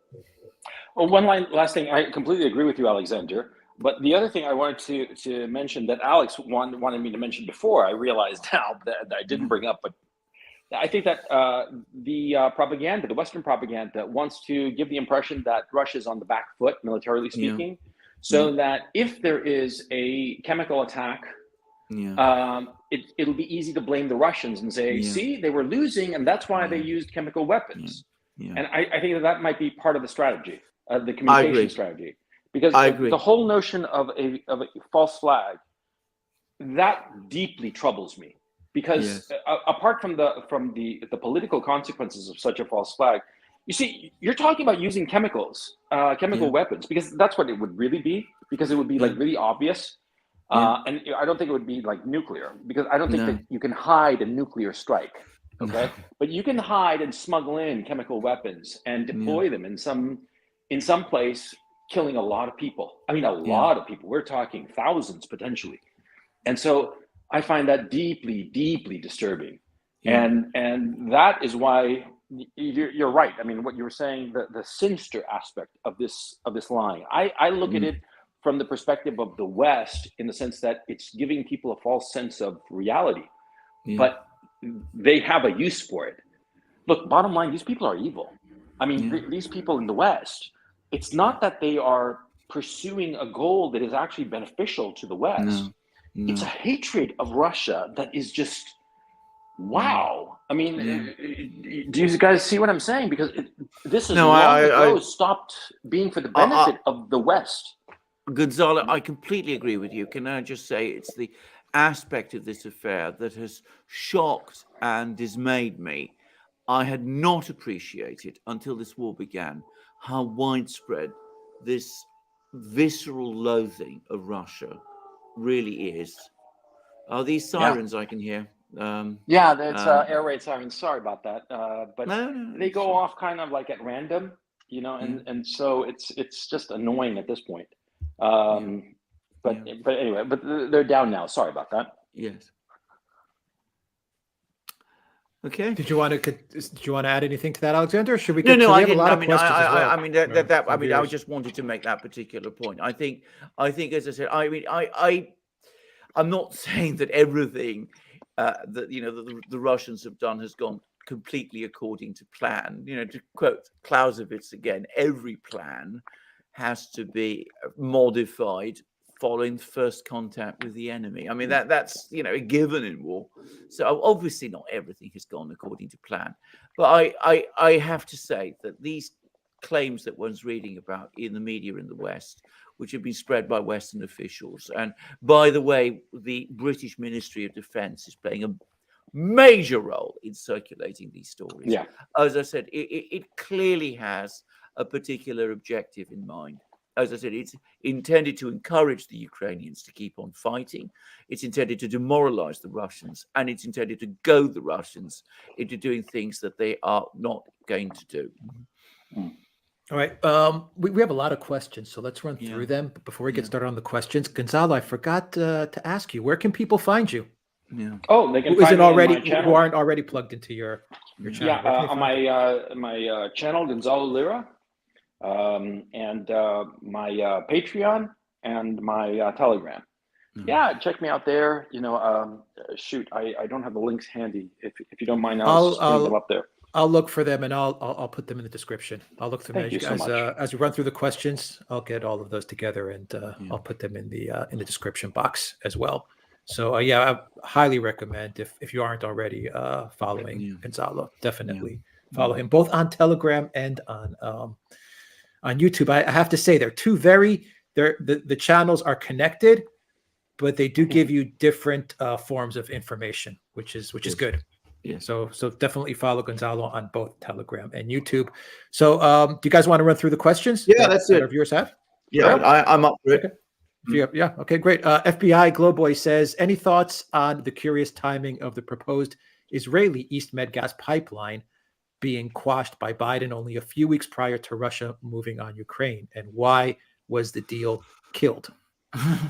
Alex, this is your. I'm not really familiar. I didn't know it had been killed. What do you make of this, Alex? I haven't heard it's been killed. Actually, I don't think the East Med pipeline is everything that people build it up to be. I know in Cyprus, it's not this thing that's going to solve all of Europe's energy needs. If anything, what the East Med pipeline does, it solves the energy needs of the countries involved in this pipeline, i.e., it'll solve the domestic energy needs of Israel, that's for sure. It'll solve the domestic energy needs of Cyprus, Egypt, other countries, but it's not going to be this pipeline is going to replace Russian energy, for example. That's not going to happen. And this thing's been delayed for like 15 years. I mean, this has been going on and on and on for a long, long time. Yeah. So that's my thought on that. I don't think it's as big as people are building it up to be. Yeah, I agree. It'll be big for Cyprus and Israel. Yeah, it'll be good for those countries and Egypt. Absolutely. Yeah. But for Europe, all right. Let's see here. Let me pull up some more questions that we can run through. From Sidebar VR says the U.S. wants Russians to revolt, but Americans cannot even get its government to not go over budget. Don't even mention making an election to run smoothly. True enough. Very true. The mood in Russia is as far from revolt as it's possible to get. It's causing a consolidation. That's the reality of it. Yeah. Putin is locked in. Yeah, Putin is locked in tight. And let's assume, for the sake of argument, that things work out and there isn't NATO war and nothing really unpredictable happens. He's locked into the end of his life. He's the guy. I don't see anybody being able to push him off his ledge. He's the guy. Euro Gabor says, on Thursday's NATO summit, Poland will request the deployment of NATO peacekeeping troops to Ukraine. Czech and Danish governments are already on board. Norway just launched a huge rearmament program. Yes. I gather that Germany has categorically ruled it out. And I'm beginning to get the sense that that's going to stick. I'm also getting the sense that Germany has buyer's remorse over many of the sanctions it maneuvered itself into ordering. No. It's not going to happen. By the way, if you're talking about a NATO peacekeeping force, I understand that under the Washington Treaty, in fact, I've read the Washington Treaty, I mean, it would require authorization by the UN Security Council, which, for obvious reasons, isn't happening. I mean, realistically, nobody's going to. These aren't these aren't like piddly little countries. This is Russia we're talking about. Yeah, I know. Okay, I mean, if it were like, I don't know, a couple of countries in Africa, okay, yeah, sure, peacekeepers. Yeah. But here, no, come on. Yeah, I agree. John, thank you for that super chat. Thank you very much, John. And Fabian, thank you for that super sticker. And Kaliu25 says, I'm starting a petition to give Zelensky the Oscar this year. Would you sign it? Would you guys sign that petition? He's nominated for a Nobel Peace I think Prize. he's a terrible actor. I mean, he's played his role abominably. This is my own personal view. If I'm going to assess it as an acting skill, I mean, I don't think he's I don't think he's a good actor in this thing. I don't know what you feel, Gonzalo. This is he's a horrible actor. Horrible actor. Yeah, it's Roger Corman here. Yeah, absolutely. That puts it rather well, I think. Radar they gave Bar it to Obama of all people, and exactly look what he did with it. Yeah, exactly. Look what he did. Radar says, can you get Matthias Desmet on, who can explain the mass formation of the Western public that is happening now? That'd be interesting. That'd be interesting. Yeah, we'll try. The West, RD says, the West framing everything as a historical battle between liberal and anti-liberal makes it unable to understand foreign historical divisions. So true. Absolutely true. I mean, there's a lot of truth. Go on. Yeah. Go on, Alexander. No, what I was saying is that, with Putin's speech, the Empire of Lies speech, which he gave on the 25th or 24th of February, I always forget. Yeah. And the speech he gave yesterday, basically turning his back on the West. Yeah. And what the Chinese have been saying of rejecting liberal values and the lies and corruption and manipulation and all the rest of it, we really are seeing a cultural shift. It's not just an economic bloc that is cutting itself away from the West. It really is a cultural bloc. And if this cultural bloc can start to clearly articulate its values in opposition to Western liberalism. And let's face the facts. Yesterday there was this swim meet in the United States for the swimming championship of a women's swimming championship, and this transsexual person, Leah Thomas or Thompson or something like that, an individual born a man. And clearly a man that he's like 6'3" or 6'4". I mean, he towers over the competition. He beat the second fastest female swimmer by 5 seconds. And they're saying, woman is a woman. And you're like, what are you talking about? What insanity is this? And I think that a lot of people in the rest of the world who are paying attention to such things look at this and say, this is insanity. And a lot of people, sensible people, in the West, let alone in China and Russia, look at this in horror and say, we want no part of it. I certainly look at it in horror, and I find it disgusting because it's just again denial of reality. And I think that the cultural framework that the China-Russia alliance is creating in opposition to Western liberal values is extremely powerful. It could potentially be extremely attractive, not just to the people in China and Russia, but also to people in the West.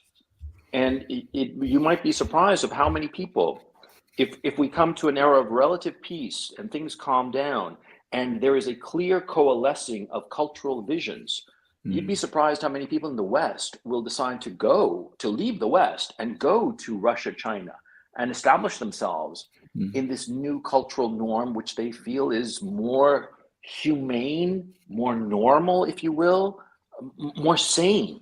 You see what I'm saying? Because the West really is going insane on a cultural level. That's what that's how I see it. I don't know how you gentlemen see it. I'm going to say, I agree with you, but I'm going to add something else, Gonzalo. I mean, this is what we're going through over the last couple of weeks. It means that attention has been focused in the West on Ukraine, Russia, big economic things, but the culture war within the West in reality continues unabated, and in just a few months' time we'll be back to that in the West too. Yeah, I agree. Jason says, thanks for all that you do on all your channels. The alternative perspective is valued. Thank you very much, Jason. And Fiat says, after watching Putin's latest speech on 3/17, I got the feeling they're using this event moment as a launching pad for a whole new beginning, or at least that's the message I received. Did you see that as well? Yes. Yes. I saw it too. And by the way, just to say, I mean, you may have noticed something. I mean, the Russian central bank has now been issuing all kinds of things, and they're also talking about a period of transition. And by the way, they're being very optimistic. They think that 2022 there'll be some fall in GDP in the first couple of months, but then things will stabilize. They also predict inflation will be back to 4% by 2024. So a very, very short period of transition, it would seem. But they seem to be thinking about a transition as well. All right, Deborah, thank you for that super chat. Elaine, thank you for that super chat. And Imra says, when KFC left Crimea, it was quickly replaced with CFC, Crimea Fried Chicken. Is that true? Well, I'm sure it is. I mean, I'm asking, is that true? Yeah, could be. I mean, Regis Tremblay, who I'm in touch with, was the person who confirmed that. He lives there. But what I was simply going to say is this: we've discussed this before. The kind of businesses that are going to be affected by the cutoff from the West, the kind of businesses in Russia that get supplies from the West. We're not talking any longer about the big high-tech industrial chains. I mean, the things like the Rostec Corporation and its various parts. I mean, they've been working for import substitution for a long time. Agriculture works, again, largely on Russian products, and that's why it works the way it does. If you're talking about consumer goods industries, that's the most flexible part of the economy. I know. I've worked in it. I mean, I've seen how quickly these sort of industries can adapt. Yeah. All right. Yeah, completely right. Let's see. FBI Glow Boy says, morning, gentlemen. I ask this genuinely, not as an anti-Semitic dog whistle. What, if any, is Israel's role in this? And thoughts on curious timing of canceling Israeli East Med gas pipeline to EU 1 month before Russia? We answered that. We did answer that. In Israel, interestingly, very quietly, is taking Russia's side. I mean, it's widely known. I think it's almost universally accepted that Bennett, the Israeli prime minister, advised Zelensky to accept Putin's demands. And we know that it's fact. We know that it's fact. And the Israelis have said that, well, they'll enforce Western sanctions, US sanctions. They're not imposing any sanctions of their own. They're not going to go out of their way to enforce those American sanctions. No. I mean, if they perchance forget to enforce, nobody in Israel is going to throw a hissy fit over that, because they have long-standing ties to Russia. And between Russia and Ukraine, they'll side with Russia because it's just bigger, and there are more relationships and more money involved and longer ties. And it's just, that's the way it's going to be. Exactly. Jane, thank you for that super sticker. Violin Merchant says the admin is so bad they can't even get globalism right. True enough. Okay, thank you. Naz says, good day. When Russia is victorious in its special operation, what do you think will happen to Zelensky and the neo-Nazis? Will this make the Nazi situation worse? Well, I think with Zelensky, we basically already discussed this. I there's much more to say about that. I think if the Russians succeed in their special operation, which I firmly believe they will, then I'm afraid that particular movement in Ukraine is essentially ended. I mean, I think in central and eastern Ukraine, it has no future. If Western Ukraine breaks away in some form, well, I suppose it could survive there. But in central Ukraine and eastern Ukraine, it's over. I think that the FSB is going to be deployed once they have the whole country firmly in hand, and they're going to persecute those people. Bottom line, and I think that's why they're fighting so fiercely in Mariupol and other pockets. They will fight to the last man, because they know that they have absolutely no future, and that they will be they will come to some very grim endings, because the Russians really hate them. I mean, the Nazis, they hate them with a passion. And so they will go whole hog. I mean, because it's not a LARP like in the West, where they say, J.K. Rowling, oh, she's a Nazi. No, in Russia they really hate them, and they only use that for people who actually are that thing. And when they figure out that you are one of those, they're going to go after you. And so, I mean, God help those people, because the Russians are going to show no mercy. That's my thinking. I agree. Freedom Autopsy Report says Putin is a lawyer and his parents were NKVD officers in the Great Patriotic War. I would think that Putin is one smart, tough, and serious cookie. I'm sure all true. That Well, I he don't clearly know is. if I don't think his parents were NKVD. Well, I don't know about his mother. Certainly wasn't, because for one thing, she was a devout Christian. Mhm. His father, before the war, was a naval officer, and then during the war, he enrolled in a special forces unit, which I understand came under the NKVD. But he was never he was never a secret policeman or anything of that kind. Well, Putin himself never was either. He was a No, lawyer. nor was Putin, Yeah, exactly. yeah. It was a temporary assignment during the Second World War. Yeah. Kurt says, the I made whole a notion that the whole notion that Putin is a KGB officer. I'm sorry, I meant to say that Putin was never. I said NKVD, but I meant KGB. No. But he was KGB, but he was a lawyer, and he That's was right. not involved in any kind of and I do suspect that for part of his appeal, he kind of like allowed people to think that he was some sort of James Bond figure, but he really wasn't. He was just a bureaucrat. That is exactly correct. That is precisely right.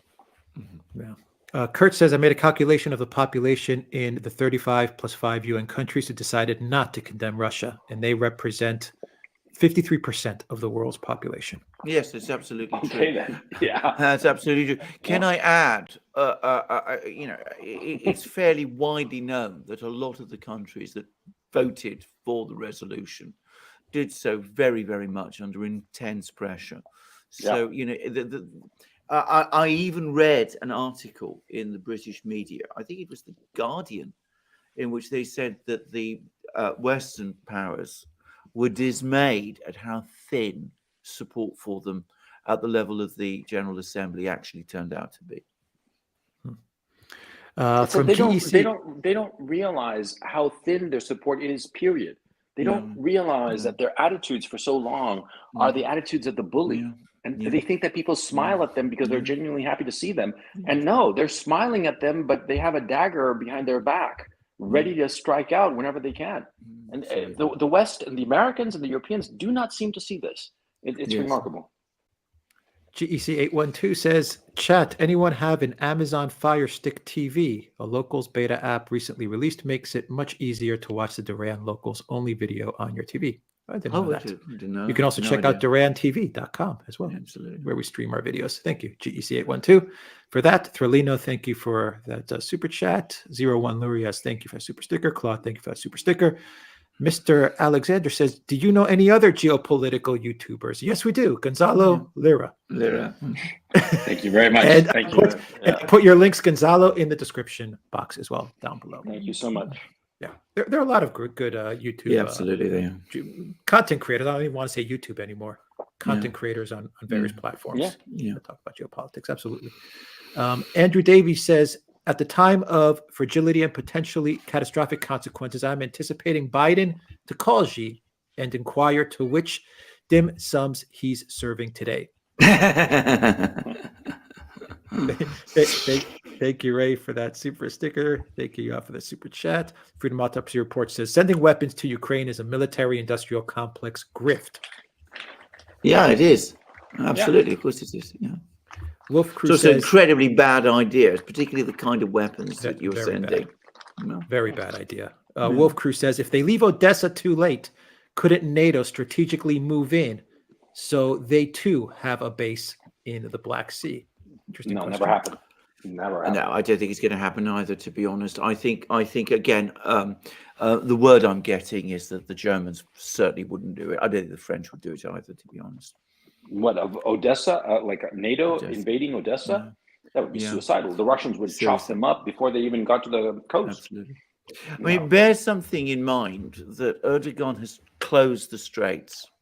So that means that Western warships can't enter the Black Sea for the time being. I think that the person you'd have to send a ground force. Yeah, I think that the person who's going to have a reckoning after this is all over is Erdogan. I think that he has played his cards very poorly, and now that the Chinese hate his guts over his participation in Kazakhstan, and I don't think that the Russians are really keen on him either. I think that, and the West doesn't trust him. I think that he has managed to play himself into a corner where he has no friends. Yeah. I agree. Can I just say something else about Erdogan? I think it's now absolutely clear that there were far more Bayraktar drones supplied to Ukraine Yeah. than anybody had ever admitted to. I mean, the Yep. number of them that's been shot down already well exceeds, I think, by multiples, the number that had been admitted. Yeah. Dead City says, does NATO already have a naval base in Romania? I don't know, actually. Costanza, I don't think so. I think they've got some kind, not exactly a base, but I think they've got a facility there so that ships that enter the Black Sea can, refuel and, do R&R and all the things that, they have to do in Costanza. But I don't think it's a proper, fully functioning base. Alexander, I refuse any Guardian stories. They are all plants, propaganda. The news is total BS. The Guardian travel and lifestyle still charms me. You are absolutely right. The only reason I ever read these articles in The Guardian, and it's a depressing thing to do, by the way, is simply because it does give you an insight into what the people who are planting these stories are up to. I mean, I've already explained what Kremlinology. Exactly. Kremlinology. Yeah. All right. Real Lot No Sense says no naval base in Romania. They have a land base near Constanza. And Gennady says no naval base in Romania as well. And very difficult to operate a naval base, for NATO to operate a naval base in the Black Sea. Can I just say, if you look at the Montreux Convention, I mean, if there was a crisis and Turkey were to close the straits, it would have to close the straits to American ships. And any American ships in the Black Sea would then become trapped in a sea which the Russians totally dominate. So I don't think it makes much sense, actually. Carry on. Yeah, they can use Constanza and Mangalia ports. Yeah. Yes. And Leafy Bug says, don't get complacent. Much of that support isn't worth a pinch of shit. Absolutely true. Very well said. And another, Gonzalo, stay active. How many sit-ups are you doing, Gonzalo? Question mark. Oh, can we talk about something else, please? Let's talk about, I don't know, bond issuance, in Tasmania. I can talk about that if you want, but my sit-ups and my physical, no, I've been very bad, very bad. Yeah. All right. Kurt Fram says, Russia has no choice but to go to Lviv in West Ukraine because they need to prevent weapons floating into Ukraine through the borders of Poland. I know that argument, and I think that's one of the most clear and good arguments I've seen about going to Lviv. As I said, I still have doubts about this, but I know what people like Gonzalo was saying, and as I said, Scott Ritter is of the same view.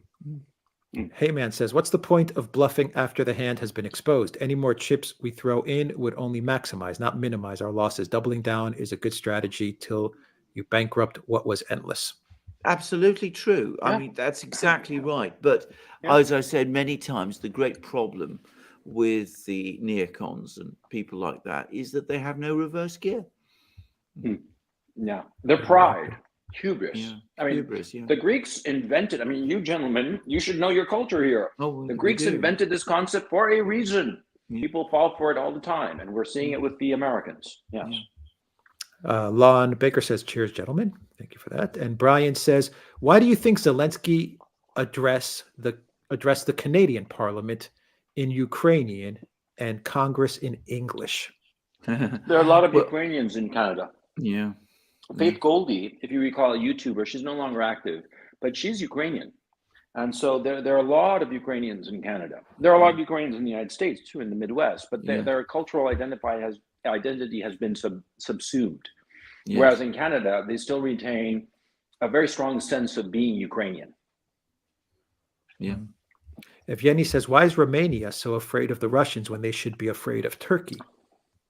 That's a very, very good question. In a word, Moldova, there's been this bitter dispute between Romania and Russia over the status of Moldova that goes back all the way to the 19th century. Moldova, as it was, in those days it was called Bessarabia, was conquered, was captured by the Russians from the Ottomans in the early 19th century, at the time of the Napoleonic Wars.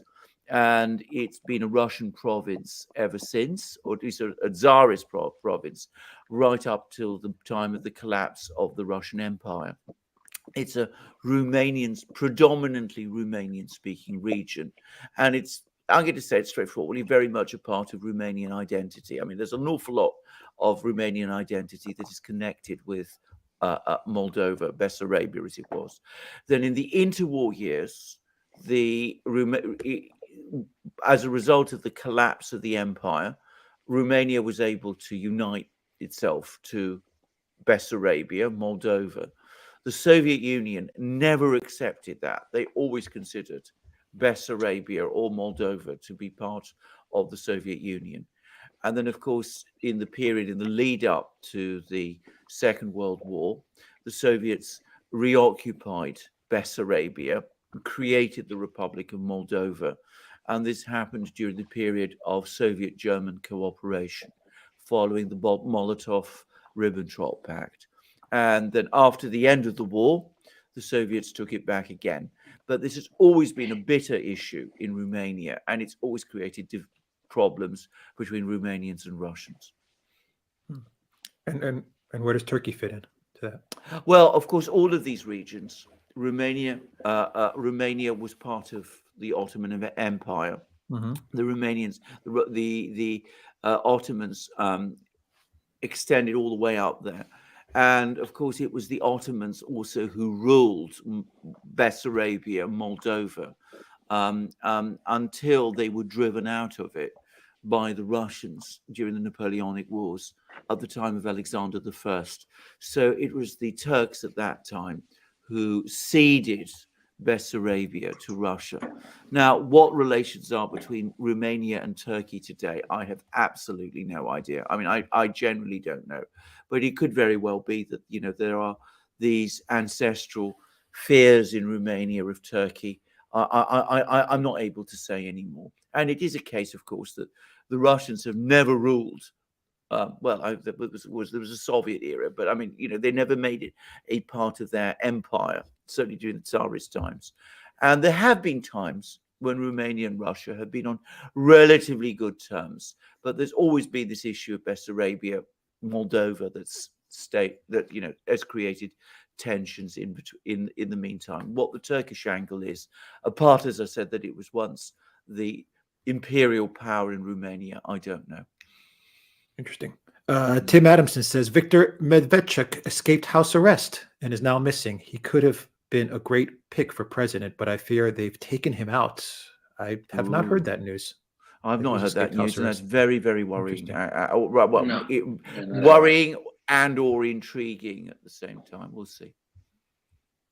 Interesting. Rita says, you guys are such a treasure. Thanks for having Gonzalo on as a guest again. Oh, thank you. Thank you very much for that kind compliment. And thank you, gentlemen, for having me on. It's our honor and our pleasure, Gonzalo. Sure. Mr. Kaikong, thank you for that super sticker. Smug Buddha says, what about the CIA reserves that were supposed to launch the insurgency? Well, we've not seen very much of that. By the way, I'm going to say something, which is that if you look at these weapon systems that Biden authorized for Ukraine, they are really the kind of weapon systems, you know, anti-tank missiles and man-pads and kamikaze drones, which look better suited to an insurgency than to a conventional army. And it's been suggested to me that part of the purpose is to try to interfere with Russian communications. But anyway, that seems to be the sort of overall plan. I don't see much evidence of an insurgency at the moment, I have to say. I mean, I haven't seen any evidence at all. I don't know whether Gonzalo can enlighten us, but certainly there's been no great uprising against the Russians in any of the areas that they control. No, there hasn't, and especially because the Russians have, in general, and this is just from video evidence, but they seem to be very civil towards the civilian population. They're not abusing them, and also the Russians speak the same language. Yeah, and so it's you know, it's very easy to have an insurgency against somebody who's clearly a foreign power. Yeah. But it's much harder to have an insurgency against somebody that you kind of like think, he's kind of like a cousin, you know? Yeah. And he's not trying to hurt me. He's not trying to hurt my mother or my grandmother. You know, he's a soldier here with this army that's occupying my town, but he's not really trying to screw with my situation. Yeah. I mean, you see what I'm saying? Because I mean, there's so much of insurgency depends on such trivial human contact. And so that's why I don't. At this time, I mean, it could change radically for all I know. Yes. But yes. At this time, it doesn't seem that there's going to be a big. There's a lot of talk. Okay, but interestingly enough, the people who are most adamant about some sort of resistance are precisely those people who have fled to the West, not to the west of the country, but to the west to Europe, who've left Ukraine. And so those are the ones who are most adamant about, resisting, but they're fleeing. And so you see what I'm saying? Yeah, absolutely. Yeah, I agree with that completely. Yeah. Miss Texas says, can Gonzalo please expand his thoughts on the cruise missile attacks on the foreign fighter building this past week? Gonzalo? Did you get that? He's on mute. Oops, sorry about that. Did you hear the question? Yes, I did. Okay. You're talking about the Yavoriv attack, Yes. Which is the International Peace and Security Center, which is essentially the NATO base. It wasn't called that, of course, but it was where NATO was training Ukrainian men or Ukrainian soldiers in various anti-Russian techniques. That's where the foreign fighters assembled, and that was leveled on Sunday. In an early morning missile attack, cruise missile attack. The word is that something like 30 cruise missiles were sent, and they were fired from Russia. From Russian territory, not Belarusian territory. And so that's like about 500 kilometers away or something like that. And they hit that center hard. That center was approximately 12 miles from the border with Poland, roughly 20 kilometers. And they hit it and they eviscerated it. And the word initially was that only 35 people had been killed, foreign fighters had been killed. But the word so far is that over 200. And a lot of people aren't sure who died. I mean, there's going to be confusion as to who actually died. And of course, a lot of people are going to try to keep that figure from coming out as to exactly who it died and how many. But it basically broke the spirit of any kind of foreign mercenaries. Because the Russians said the Friday before this attack, they said any foreign fighter is a criminal and is fair game, and we're going to do our best not to capture them. No, we're going to kill them. I mean, they basically said that. Not in so many words, not so brutally as I have just said it, and they went ahead and they did it. And I think that kind of, let's call it what it is, ruthlessness. I think it scared off a lot of potential foreign fighters. The foreign fighters who survived this attack, they fled. And I mean, there was one guy who fled within 12 hours. He was in Sweden, of all places. I mean, he got gone. And what's really important is for foreign legions like this, they act as a stiffening agent to the local forces. Because if these foreign fighters are in a country, then their morale rubs off on the local soldiers, because the local soldiers say, hey, this foreign fighter came all the way here to fight for our side. And so it improves morale. But ask Scott Ritter, ask any military guy. When the foreigners start running away, then you know that it's a lost cause. So I think that this was a blow to morale in the West, in the Western sector. The Western Ukrainian armed force must have taken a big psychological blow from this. Can I just add a few points to this? I mean, this is in addition to the points that Gonzalo was making. I mean, this caused enormous dismay in Britain. And as I understand it, I mean, as Gonzalo correctly says, hundreds of people, hundreds of these fighters were killed, quite a few of them British. We don't know how many. We don't know exactly how many, but we do know that a lot of British people apparently were there. And some of them, at least, are ex-special forces people, British ex-special forces. Now, the point to understand about this is if you're talking about British ex-special forces, the overwhelming probability is that they're going there at the suggestion of the British authorities themselves. So this will have been a very, very bad blow for the British.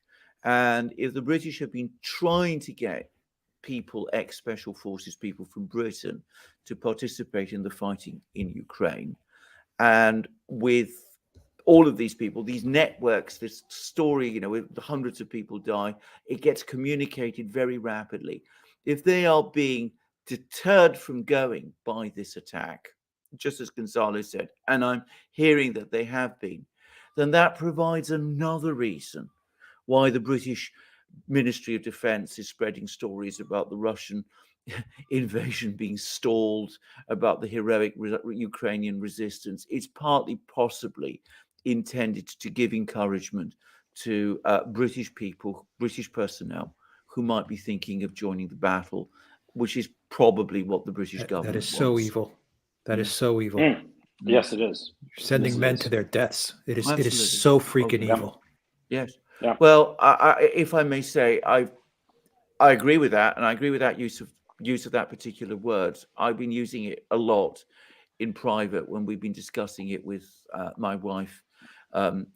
Evil exactly sums up an awful lot of what's been going on in this Dude, conflict. yeah, it's evil. It's evil. Absolutely. To your own citizens, to encourage your own young men to Yeah. go and fight and possibly die for a war which Absolutely. really does not concern them at all is evil. yeah. Using propaganda is evil.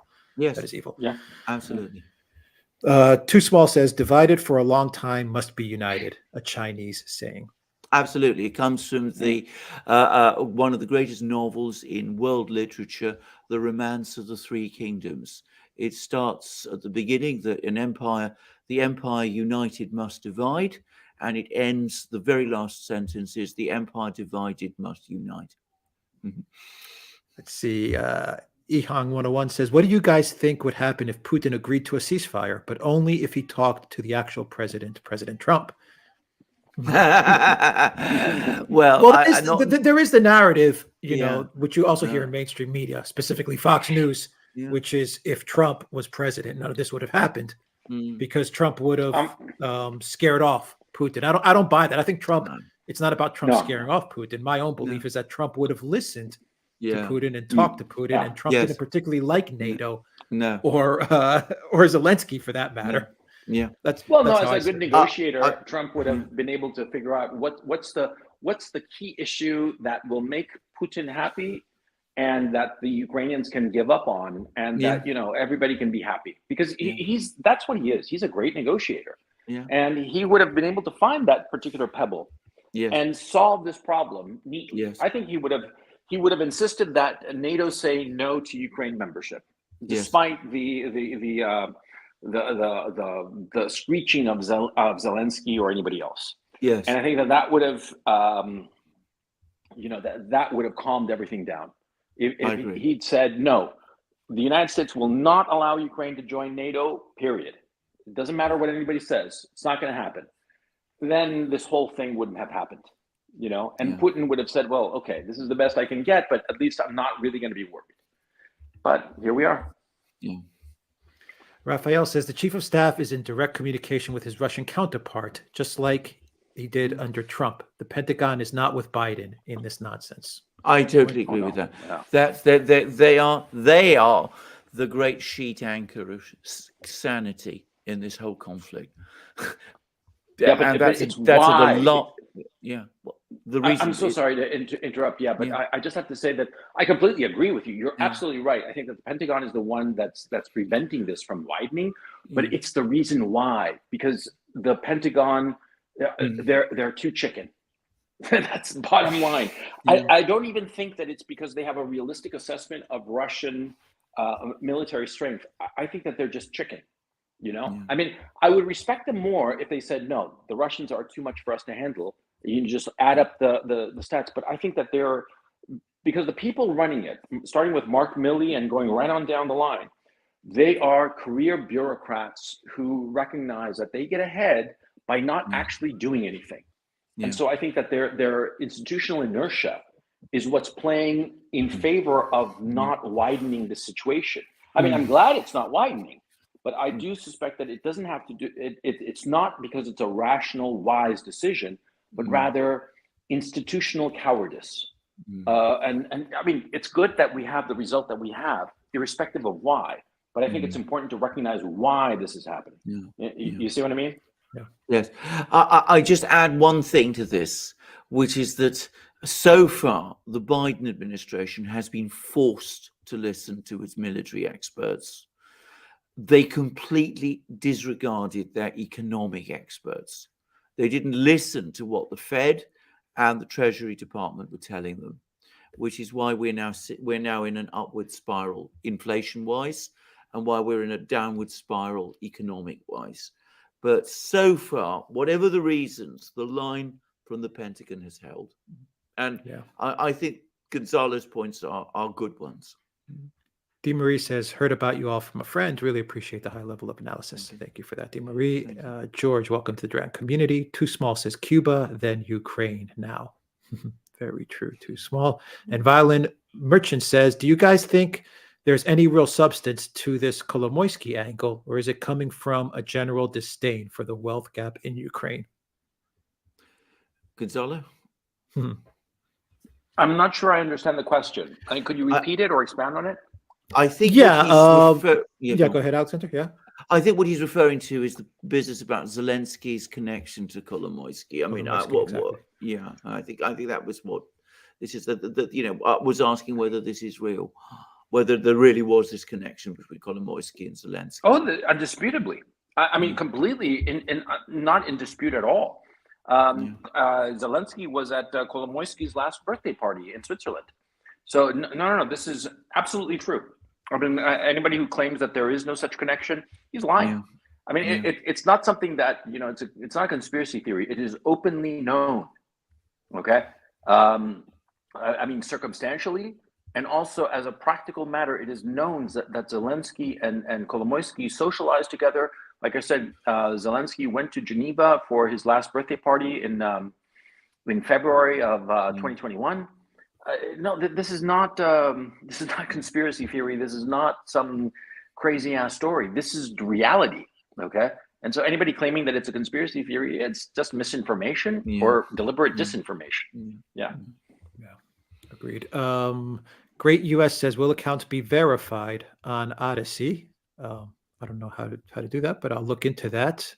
And also, why do you keep saying fascists are far right when socialist is equal to extreme left? Well, we're discussing fascists in terms of Ukraine, I think is the short answer. I mean, and sometimes we have to be careful what we say, especially on YouTube. So we engage in euphemisms. Okay. Francis says the line between disorder and order lies in logistics. Sun Tzu. This is the lesson militaries need to learn. Oh, I'm no doubt about this. I mean, there's this thing floating around, which I've seen several people say, that amateurs talk tactics, professionals in war talk logistics. I'm sure that's true. But as I said, I make no pretense to be any kind of professional in war matters. Peng, thank you for joining the community. Jay Galt says, watching my congressman slobber over Zelensky like a Justin Bieber fangirl reinforces the fact that the USA is an occupied country. Yeah, so true. FL, thank you for that. Yes. Super sticker. Yes. Very true. Digital Nomad, welcome to the community. Anis, welcome to the community. Elaine says, why didn't Putin move decisively in 2014? I don't think that Russia was in any condition to. I mean, at that point, you must understand that it had been working to integrate itself into the world economy for ever since the end of the Soviet Union. So, I mean, you had a period of time right up to the financial crisis of 2008, when Russian financial institutions basically barely existed. I mean, Russian banks before 2008 were essentially part of the Western banking system. So already some things had been done by 2014, which made the economy more resilient to sanctions pressure than many people expected. But in 2014, Russia would not have been able to withstand the kind of sanctions pressure it's come under this year. I mean, not remotely. Yeah, I mean, they nearly went under in 2014-15. So yeah. Yeah. And in 2008, it was touch and go, as I very, Ah. very well remember. Yeah. Wolf Crew says, is the new Russian fighter jet in active operation? Well, it No is in idea. active service. I haven't heard of it being actually deployed to the Donbass, to this conflict. I think you're referring to the Sukhoi 57. I would have thought they would keep it back. They would hold it back. But the Russian military doesn't share its secrets with me, so I simply don't know. Rascal77S says, Blinken had a press conference, said Russia is going to use chemical weapons. They need the public to believe Putin is desperate. False flag incoming. Yeah. Yeah, Well, that's my concern. Can I just say that Gonzalo has covered this issue brilliantly in videos, so brilliantly that all kinds of people have been publishing your videos. I'm sure you know about this, Gonzalo, Moon of Alabama, and all the rest. I don't know whether they spoke to you in advance, but anyway, they have. No, but they didn't. Yeah, it's very flattering, to tell you the truth. Yeah, I know. Can I just say, please go and watch them, because Gonzalo has covered this topic brilliantly. Yeah. He goes into detail on it. Yes. Yeah. Toilet Sauce says, when are historians going to talk about the charge of the Reddit brigade? That was sad. That was so sad. Yeah. Okay. For those of you who don't know, I don't know, Alexander. Alexander, you strike me as a gentleman who is above such muddy waters as the internet lore. But it's very amusing to read some of the accounts of some of these Reddit mercenaries who went out to Ukraine and turned around and went running back home, and they wrote about their accounts. It's so sad and pathetic. I mean, I really haven't seen it, but maybe I should. I mean, one needs a touch of light relief in a situation like this. Moro, thank you for that super sticker. Raphael says, yesterday China was the one menacing U.S. twice. China is gearing up her economy for sanctions also. They want them so they can decouple like Russia. Can I say something here? I've been thinking about this. I think the Chinese are watching this whole situation with Russia extraordinarily carefully, not just because Russia is their ally, but because they're thinking, okay, what's going to happen to us when we make our move? Yeah. How is the West going to try to hit our economy? And how can we avoid the hits, or at least minimize the damage from these blows? I think that they are, in a very real sense, they're looking at Russia as the canary in the coal mine. Yeah. Of how the sanctions would affect them, and how they can minimize it and just maneuver themselves beforehand, so that when they make their move, not if, when they make their move on Taiwan, which I think is going to be precipitated by the Americans themselves. I have the suspicion that once this dies down, and let's assume that there is no NATO false flag. If this dies down, the Russians, the Americans decide, okay, let's recognize Taiwan to show that we're tough. And something idiotic like that, and that precipitates a crisis in the Far East. So that's why I think that the Chinese are really paying attention to this, to figure out how to war game how this would affect them if they had been in the same position. I entirely agree. On the subject of China and sanctions, it's important to understand that China has already been targeted with what are in effect sanctions. They're not referred to by those words, but I mean, you only have to look at the Huawei and the TikTok affairs to see that the US has already been taking action against Chinese companies. Now, I don't want to go into the rights and wrongs of this. I know that Huawei, especially, there might even have been some, logic to what happened. But the way it was done, the Chinese would certainly have seen it as a sanctions. So I think the Chinese are preparing themselves for that. And I think part of the reason why they have entered into this close friendship with the Russians is because looking forward, just as the Russians need them now, they anticipate that they will need the Russians themselves in the future. The big worry the Chinese have had is that the US will block the Straits of Malacca. It will stop oil and food and raw materials sailing to China through the South China Sea. So they need the big food, raw materials producer at their back to make sure that their factories keep running, people continue to have jobs, and people continue to stay warm. So I think this is what that is all about. Timmy, thank you for that awesome super sticker. Thank you very much, Timmy, for that.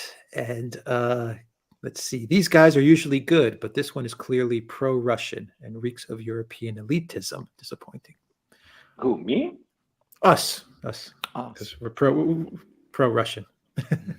Pro-Europe. Every now and then, Gonzalo, I want to pull out one of the Yeah, comments about us. Did he say also pro-European elitism? European elitism. Okay, find that I don't difficult know. to understand. I would have thought that I'm a Latin American male chauvinist pig. That's how I identify myself as, at any rate. And as I said, European elites wouldn't have many time for me, I'm afraid.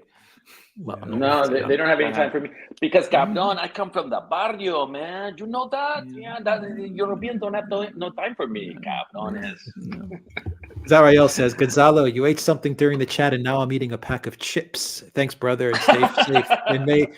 And may the Lord protect you and your family. Greetings from Switzerland. That's very kind. Yeah. Thank you very much, Switzerland. Thank you. That's very kind of you. The great Zariel. Thank you very much, Zariel. I just have to say that whenever I hear such kind people wishing me well and wishing my family well during these difficult times, it's always so appreciated.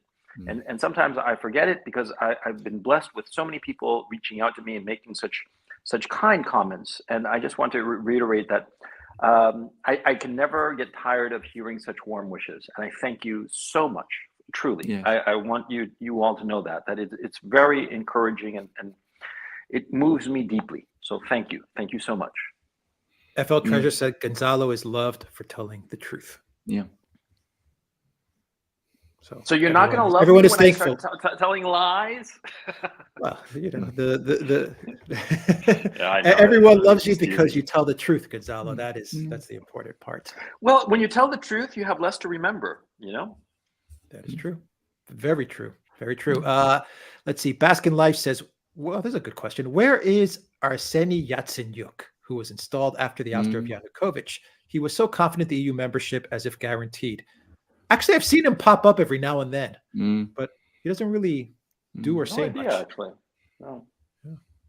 It's interesting question. Elena says, Alexander, you often say Germany has buyer's remorse. Can you give an example? How is the discussion there about Nord Stream 2?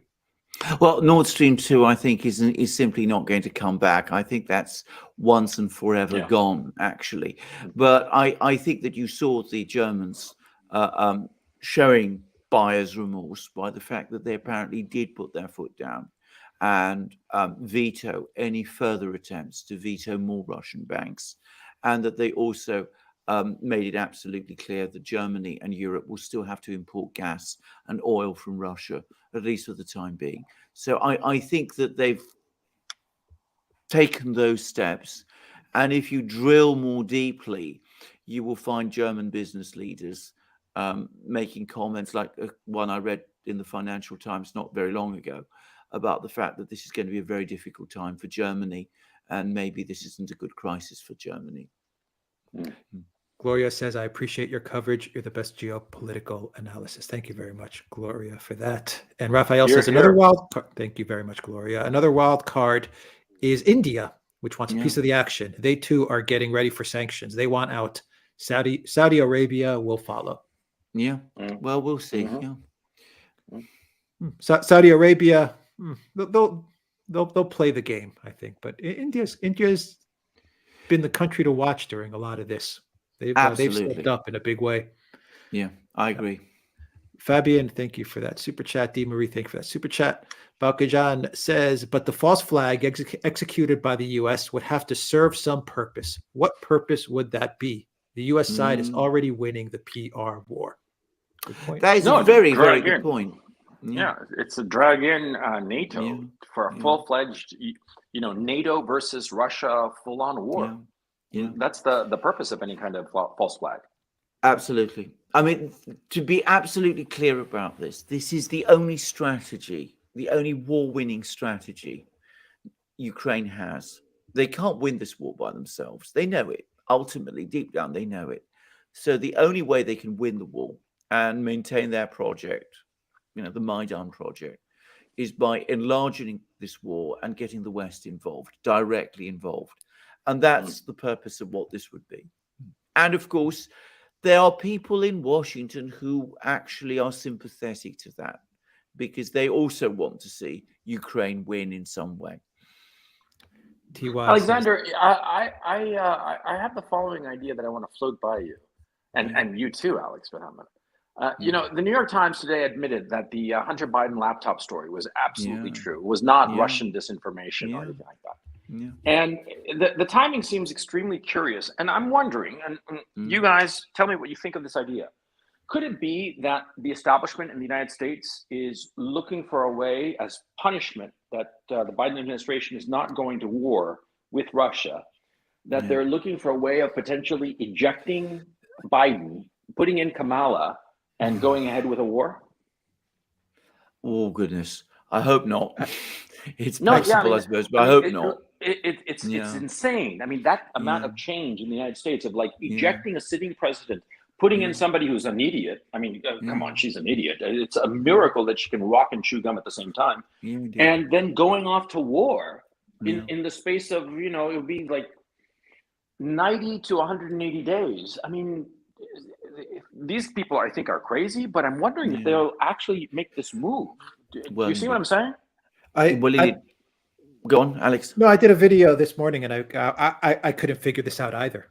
I was kind of wondering, why now? Why did they do this? And one of the commenters in the video, actually, maybe this is a good point. I don't know. I like this comment. He said, perhaps this is Wall Street saying that they're upset with Biden for what he has done with all the sanctions, and they're putting him on notice. Yeah, interesting. Just a thought. It's not the neocons, but the Wall Streeters. Yes. Yeah. Wall Street, New York Times. I don't know. Yeah. I mean, the other thing that's coming out is I saw an article on Zero Hedge, which said that the expectation is that Hunter is going to be indicted. God, I hope so. But if that happens, but if that does indeed happen, then I have to say we're starting to move into really, really big waters.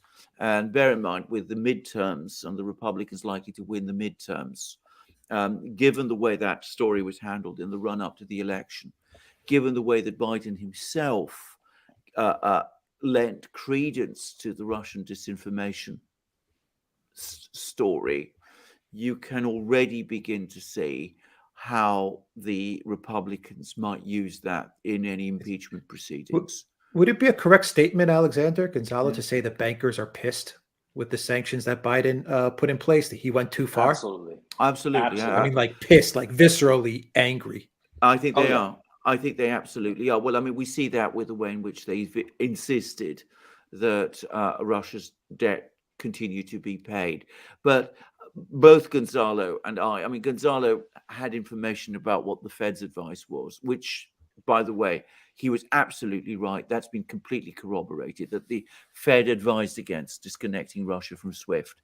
So, and that advice was ignored. But I happen to know that the Wall Street banks and the European banks and the banks in London all advised against all of these sanctions. And they've been, by the way, the least enthusiastic about enforcing them. Western banks generally, overall, have tended to hold on to their Russian business. Interesting. Kyle, thank you for that super sticker.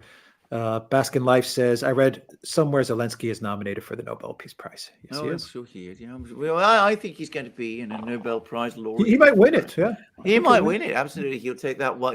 He'll join that gallery of heroes, of which Obama is the most resplendent. And I mean, I think, frankly, he fits in perfectly in that. Isn't it depressing that all of the institutions that we three grew up with, we are looking at them now as grown men, and we see the hollowness and cynicism and corruption of them. Yeah. I mean, I remember growing up thinking that the Nobel Prize was just like, wow, you are God. And now I think it's a joke. And I Yeah. automatically think that anybody who's gotten the Nobel Prize is crooked. You know, I by completely definition. agree. Yeah. I completely Yeah. agree.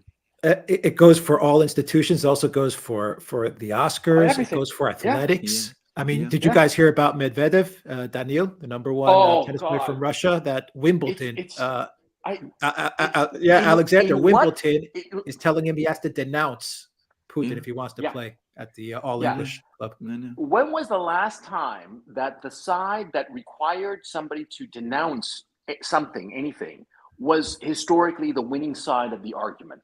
I'd like to know. You know, Well, indeed. I can't believe it. I mean, Wimbledon. I can't believe that the people at Wimbledon didn't realize, hey, obliging a tennis player to, say bad things about some leader we're the baddies. Okay. Yeah. The famous Hans, are we the baddies? Mhm. Yes, Yeah. we are. Jesus. I'm Well, sorry. it's totalitarian. Yes. I mean, Yes. it is a completely totalitarian step. It's an astonishing thing to do. I mean, it's not saying if you support Putin, keep your opinions to yourself. It's actually going further and saying you are obliged to denounce him. We are controlling, in a way, in other words, the way you behave, and that is totalitarian. They did it to Djokovic in Australia, and everyone said, "Oh, it's just a one-off thing because he didn't get the vax. It's a one-off thing." It wasn't a one-off thing. No, of course not. Yeah. Oh, by the way, I wonder if Djokovic, being Serbian, if he will side with Medvedev. How do you pronounce his last name? Medvedev. I believe it's the same pronunciation as the former. Okay. I don't really follow tennis at this stage, but I wonder if he will join him and say, no, this is wrong. I mean, Serbia has longstanding ties with Russia. He will. And so, I wonder how that'll play out. He will, because he got the same treatment. But isn't it interesting, Gonzalo? The same treatment, but Djokovic didn't want to get the jab, so they didn't let him play. And Medvedev, well, I don't know if he's going to. I don't know what he's going to do, but they're telling him denounce Putin or you don't play. Yeah, I think that if he's smart, he will say, "Then I'm not playing," because long term, if he is Russian and he sees himself in Russia long term, his family there, family ties. At this stage, it would be like a social suicide for him to denounce Putin, not because of Putin, but because people would say, what are you doing going against your country over this bullshit from the West? Yes. Because remember, this masks off and this open hatred of Russia has affected Russians profoundly. Yes. And so the Russians would not see him denouncing Putin. They would see him denouncing Russia, along with all those other Westerners. And so absolutely. If he's smart, I think he'll say, no, I'm never going to do that. Absolutely. By the way, I mean, it's already been done to all sorts of artists that I know. I mean, Gergiev, Netrebko, all sorts of people like that have been told that they can't perform unless they come out and denounce their own country or the government of their country. And of course, they've refused. Tim Ott says Russia will be portrayed as the bad guys no matter what. Shouldn't it then do what is necessary to end this now? Time isn't on its side to be. Going off of what we're talking about. Yeah, it's totally on their side. They're winning. That's the thing, man. They're winning. Yeah. They've got all the time in the world. Okay. I have to say, we would love to see this thing end quickly. I think I speak for all three of us. Obviously, for Gonzalo, he's got a whole huge extra dimension. But, this has not been an easy thing to cover. It's been very stressful in some ways. We would love to see it end quickly. And, we would love to see this thing, the Russians hurry up. But I don't think the Russians feel themselves to be under that kind of time pressure. I think they see their alliances holding. I think they see their economy holding together well. And I think they see that their military tactics are succeeding. And when I say succeeding, it's succeeding in achieving their political objectives in Ukraine. So I don't think they're they feel themselves under a need to to hurry up and do things which they might see as counterproductive to themselves in the longer term. Yeah, they have no reason to take any risks at this point. Yeah, What they yeah. have been doing is working, and working, they took the heaviest blows of the world financial community via these sanctions, and they're not that bad. You know, the ruble did not crater. It was a wise decision to float it back in 2014, and they're saying, hey, you know, getting hit as hard as you could possibly get hit, it doesn't hurt that bad. We're going to be okay. And the fact that they are winning the war also immeasurably adds to the sense of self-confidence. Yes. I would venture to argue this.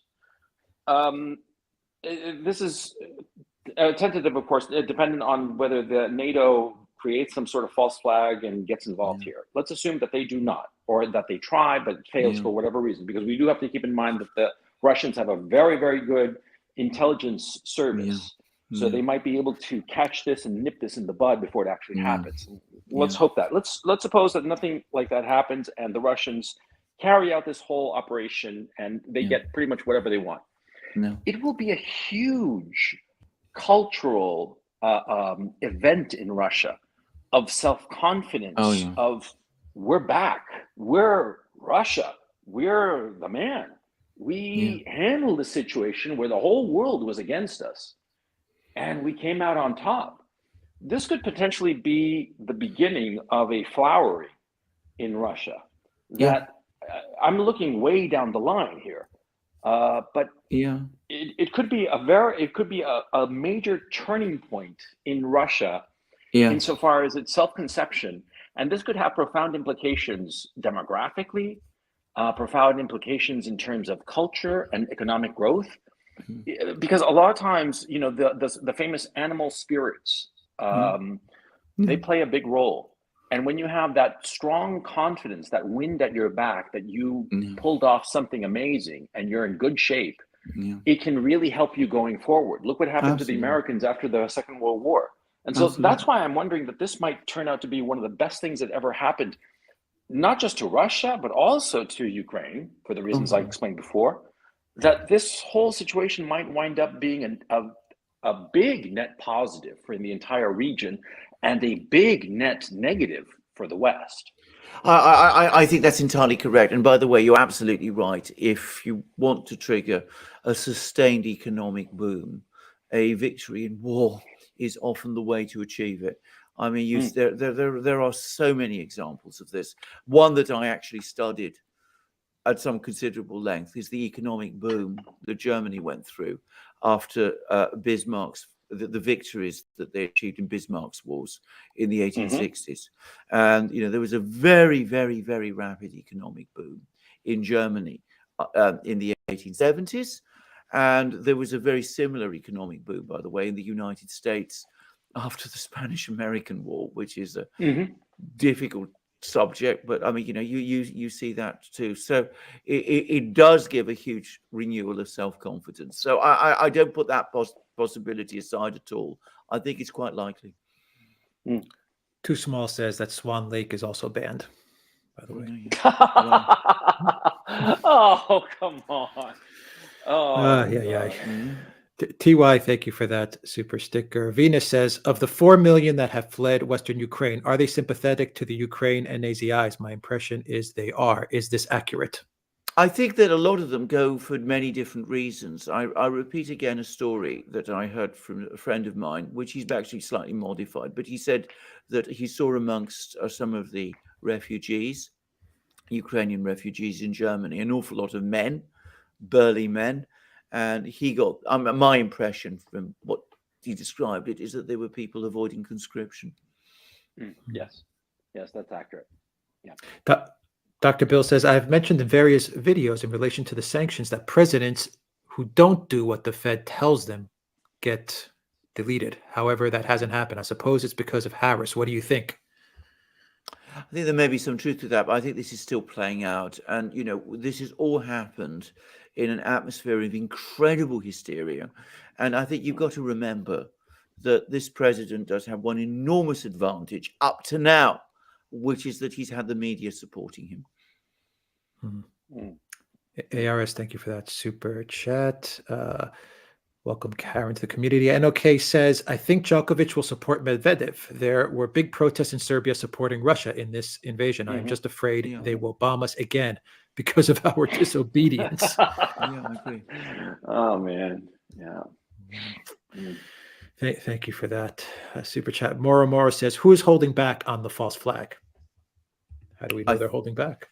We don't. Well, he took the very words out. That's it. I think God knows, actually, I think there've been actually various attempts to stage incidents. They're not quite live up to the full drama of it. But I mean, you've had a number of attempts with kindergartens and theatres and all sorts of things like that. None of them have actually so far captured international attention. But we're very, very early in this. The hospital came close. The hospital came close. Well, the thing is, see, if the Russians all of a sudden go on TV and they have, oceans of captured Ukrainian soldiers, I mean, if they capture a goodly, like, say they capture, a division, okay? Yes. And they march these unarmed men and say, well, we captured these guys. They surrendered and we're going to treat them humanely. And I think that would end any possibility of a false flag. I think that should be the Russians' objective. Of course, they're not listening to me, but I mean, if I were to advise them, I'd say try to capture a big chunk of soldiers, capture them, not kill them, okay? And parade them and say, look, we're winning, And I think that would sort of like end this irresponsible notion of doing something. I mean, we all know where it's coming from. It's coming from people like Victoria Nuland, people like Anthony Blinken, people who are irresponsible and who have deep-seated animosities towards Russia that transcend even these individuals. It's more like let's not even go there, but you know what I mean. Yeah. I think that some clear, unmistakable show of complete victory by the Russians would sort of like take the wind out of any sail of doing anything stupid. But until we get that moment, I think that there's going to be always a push by people like Nuland, like Wendy Sherman, like Anthony Blinken, of wanting something to turn it around and involve NATO in this thing where NATO can't win. That's the thing that I want to insist. Because the Russians, they will go to the ends of the earth to win this thing because it's their front yard. It's their Cuban Missile Crisis. Yeah. Renat says, your opinion about 1, the Russian mega yachts seized, and 2, relationships these rich owners have with Putin. But on the first, I mean, I loathe mega yachts. I loathe all of this thing. But it is private property. These people, as far as I know, have not been convicted of any crime. There's a massive issue of due process here, which has been basically thrown out of the window. I think it is a brutal misappropriation or confiscation of people's private property for no other reason than because they're Russian. And that is wrong at every conceivable level. I mean, I may not like these people. I may not like these mega yachts. I may not like the fact that they own these houses in Kensington. But the fact is, you can't just come along in a law-governed, law-abiding state which claims that it protects private property and allows seizure of these things. And by the way, I was reading an editorial in the Financial Times, which talked about the importance of preventing Russian oligarchs from engaging in lawfare. In other words, from bringing defamation proceedings in London courts, which again, I find absolutely outrageous. So, I mean, everybody is to be defended, has rights, but apparently Russians don't. Rights to defend their reputations, but Russians apparently don't. So, I mean, that's my feeling about this. Now, as to these people that we're talking about and what their connection is to Putin, they don't have any direct connection to Putin. Now, that's the important thing to say. I mean, Putin has met some of them, no doubt, but they're nowhere near to being close to him in any sensible or way. Many of them are critical of him or oppose him. Some of them don't. Some of them are politically neutral. But regardless of that, regardless of their particular role in the political firmament, even if they were Putin's best friends. They have committed no crime. They have committed no act. There's no judgment in any court that justifies what has been done to them. I find it shocking, the hysteria. Yeah. Because I agree with you. You know, I think that mega yachts and this kind of Yeah. flaunting of exaggerated wealth, I think it's frankly vulgar. I would have nothing to do with such people. But it's wrong to just taking somebody else's stuff. This is no different from what's the name of this thing where the law enforcement in the United States takes your stuff. Asset forfeiture, civil asset forfeiture in the United States, which is a despicable practice. It's basically suspecting that somebody did a crime, so you take all their stuff until they prove their innocence. Yes. And until the object that you take from them proves their innocence. That's what it's really, because it's actually a legal proceeding against objects. Yes. I think it's absurd, and I think it's an abuse of the law. And a society cannot long endure when it starts abusing the law like that. Yeah. Absolutely. You will own nothing and be happy. They started censorship the same way. Oh, it's just Alex Jones. It's just Alex Jones. Don't worry about it. They're never they gonna started know with for me. Stormfront. Yeah, they started with Stormfront. Yeah, exactly. Yeah, exactly. Yeah, you started with And, they're Nazis. Yeah. That's exactly why we need free speech, to protect the Nazis. You know. Oh, sorry. Sorry for using the no. I mean, exactly. They started with these groups, and they moved to Alex Jones. They went to Tommy Robinson. I mean, eventually they ended up going after people that were supporting the trucker convoy in Canada. Yes. Yes. Well, now they want to censor Tucker Carlson of all people. Yeah, exactly. They want to declare him a traitor. Exactly. Yeah, Tucker Carlson. Yeah, he looks like a traitor to me. Good God, what the hell are you talking about? Alberto Diaz says the Ukrainians paraded 1,000 Russian soldiers that purportedly surrendered.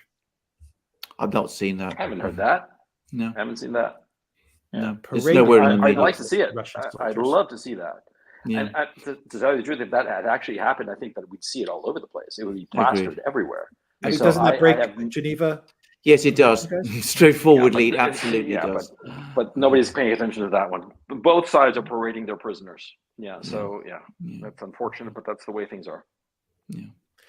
Too Small I hate says, to say it, but my earphones are dying on me. So I'm not going to be able. If I cut out all of a sudden, it'll be because of that. No worries. No worries. Too Small says, shall you all have a Russian channel, our subs, so we don't have all the fake MSN lies? They're going to make a move on YT in Russia. Yeah. There are people that are talking about it. Yeah. That's going to happen. Justifiably so. Yeah, in Russia, they stopped preventing people from pirating movies and video games and computer programs because they had a system in Russia to prevent any kind of torrent and downloads, right? Yeah. And they switched off that system. So basically, all copyrighted material in the West is fair game in Russia because all these companies withdrew from Russia. Yeah. And it seems likely that they'll shut down YouTube and Google in general and just turn away, and go their own way. Yeah. Jesus. Lady Cosmica says, just wondering when they are going to ban or cancel Russia right off the map. Hyperbole, maybe, but in this day and age, anything can happen. Yeah. Well, they kind of did. Well, they did. Well, I'm going to say this straight away. I mean, when they sanctioned the central bank, I mean, it took my breath away. I wasn't surprised. This is the odd thing. It was the kind of thing that I thought they might do, but when they eventually did it, I still felt winded. I mean, it was such an extraordinary thing that they did. I think we've lost Gonzalo. Mm-hmm. We lost him. Yeah, okay. I think we have. Yeah. All right. Well, guys, Gonzalo's links are in the description box down below for his channel and his Telegram. Please connect with Gonzalo, and thank you, Gonzalo, for joining us. Thank you very, very much. You're always welcome on the live streams. Yeah. Kurt says the Geneva Convention makes it complicated to parading prisoners of war. I am sure that the Russians, because of this, will not go down that route. I agree with that. Actually, I'm sure they won't, and I think that it's not something you should do. Yeah. Stalin did it, by the way, on an enormous scale during the Second World War. He once paraded, I think it was 50,000 Germans through Moscow. And you can see the pictures, and it's really a terrifying thing. Naz says, not only can Zelensky not act, he looks like he broke into the presidential office and is asking for a ransom. At least look the part. Quite true. Yeah, Louise looked the part, yeah. Yeah. Cosmo Shields says, great research. Does this new global dynamic derail the Western-driven COP environmentalist agenda, the COP agenda? Well, there's been comments about this, that, the green agenda is unsustainable now. I don't think they're going to give up on it. I think that, once all this is back, I think we're going to see that they're going to stick with their green agendas through thick and thin. After all, the Keystone Pipeline hasn't been reactivated. So if they're not even prepared to do that, why expect them to give up on it? Angry Warhawk says, will America be able to continue to guarantee Israel's existence and security? Good question. I think Israel's security is guaranteed by its own means, by its nuclear weapons. And I think Israel has now got fairly complex relations with various countries. I don't think it's as important to Israel as it was, say, 40 years ago.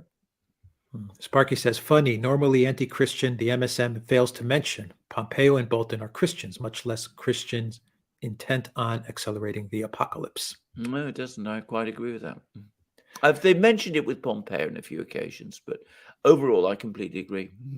Arthur says, hi, terrific job. Would the trust in NATO countries be gone when Russia comes up with all the proof of wrongdoing, war, human crimes done by the Ukraine army? No, because we'll never see them. I mean, people like us will see them. People like people who watch us will see them. But I mean, the great majority of people in the West will not know about this. And that's a sad fact, but that's the reality. Of course, around the world, it's different. And that might eventually seep through back to the West. But for the moment, I think that the control is so great that I think it'll be very, very difficult to break through it. Life of Brian says, Israel, China, Russia, etc. aren't idiots. They must also know that the Newland camp is setting up a false flag. What proactive steps can they take to prevent or expose it? Well, the first thing they can do is talk about it, say that it's threatened, and they have been doing it. Yeah, they have been talking a lot about it. Too Small says, India is buying Russian oil. What should the U.S. do? What should the U.S. do? Well, leave India alone to buy Russian oil. I mean, it's their right. They're a sovereign country. Why shouldn't they buy Russian oil? Can I just say, if these were sanctions imposed by the United Nations Security Council under Chapter 7, then of course India would be obliged to stop buying Russian oil. But these sanctions are unilateral. So why should India do what the United States tells it? It's a sovereign country.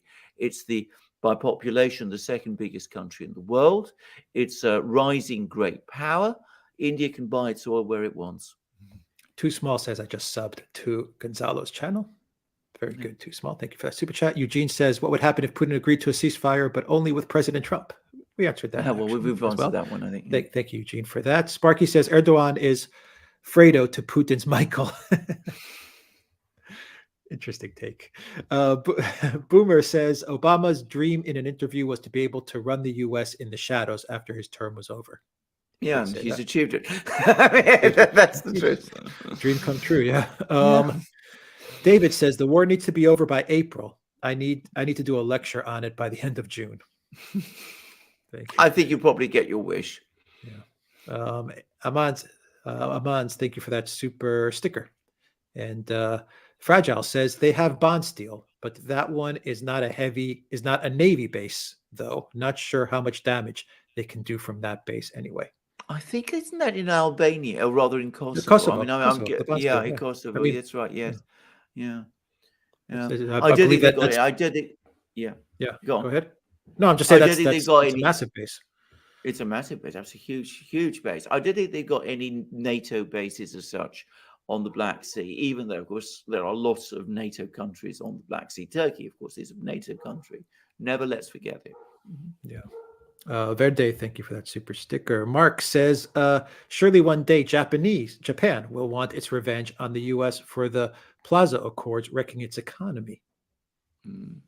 I don't think that is much talked about in Japan. I read more about that in the Chinese media, the Plaza Accord, than you will find in Japan. The Japanese media is very controlled as well. P. Walker says NATO is a wealth extraction racket with a white-collar welfare jobs program for the unemployable grafted onto it, with it all overseen by half-wits.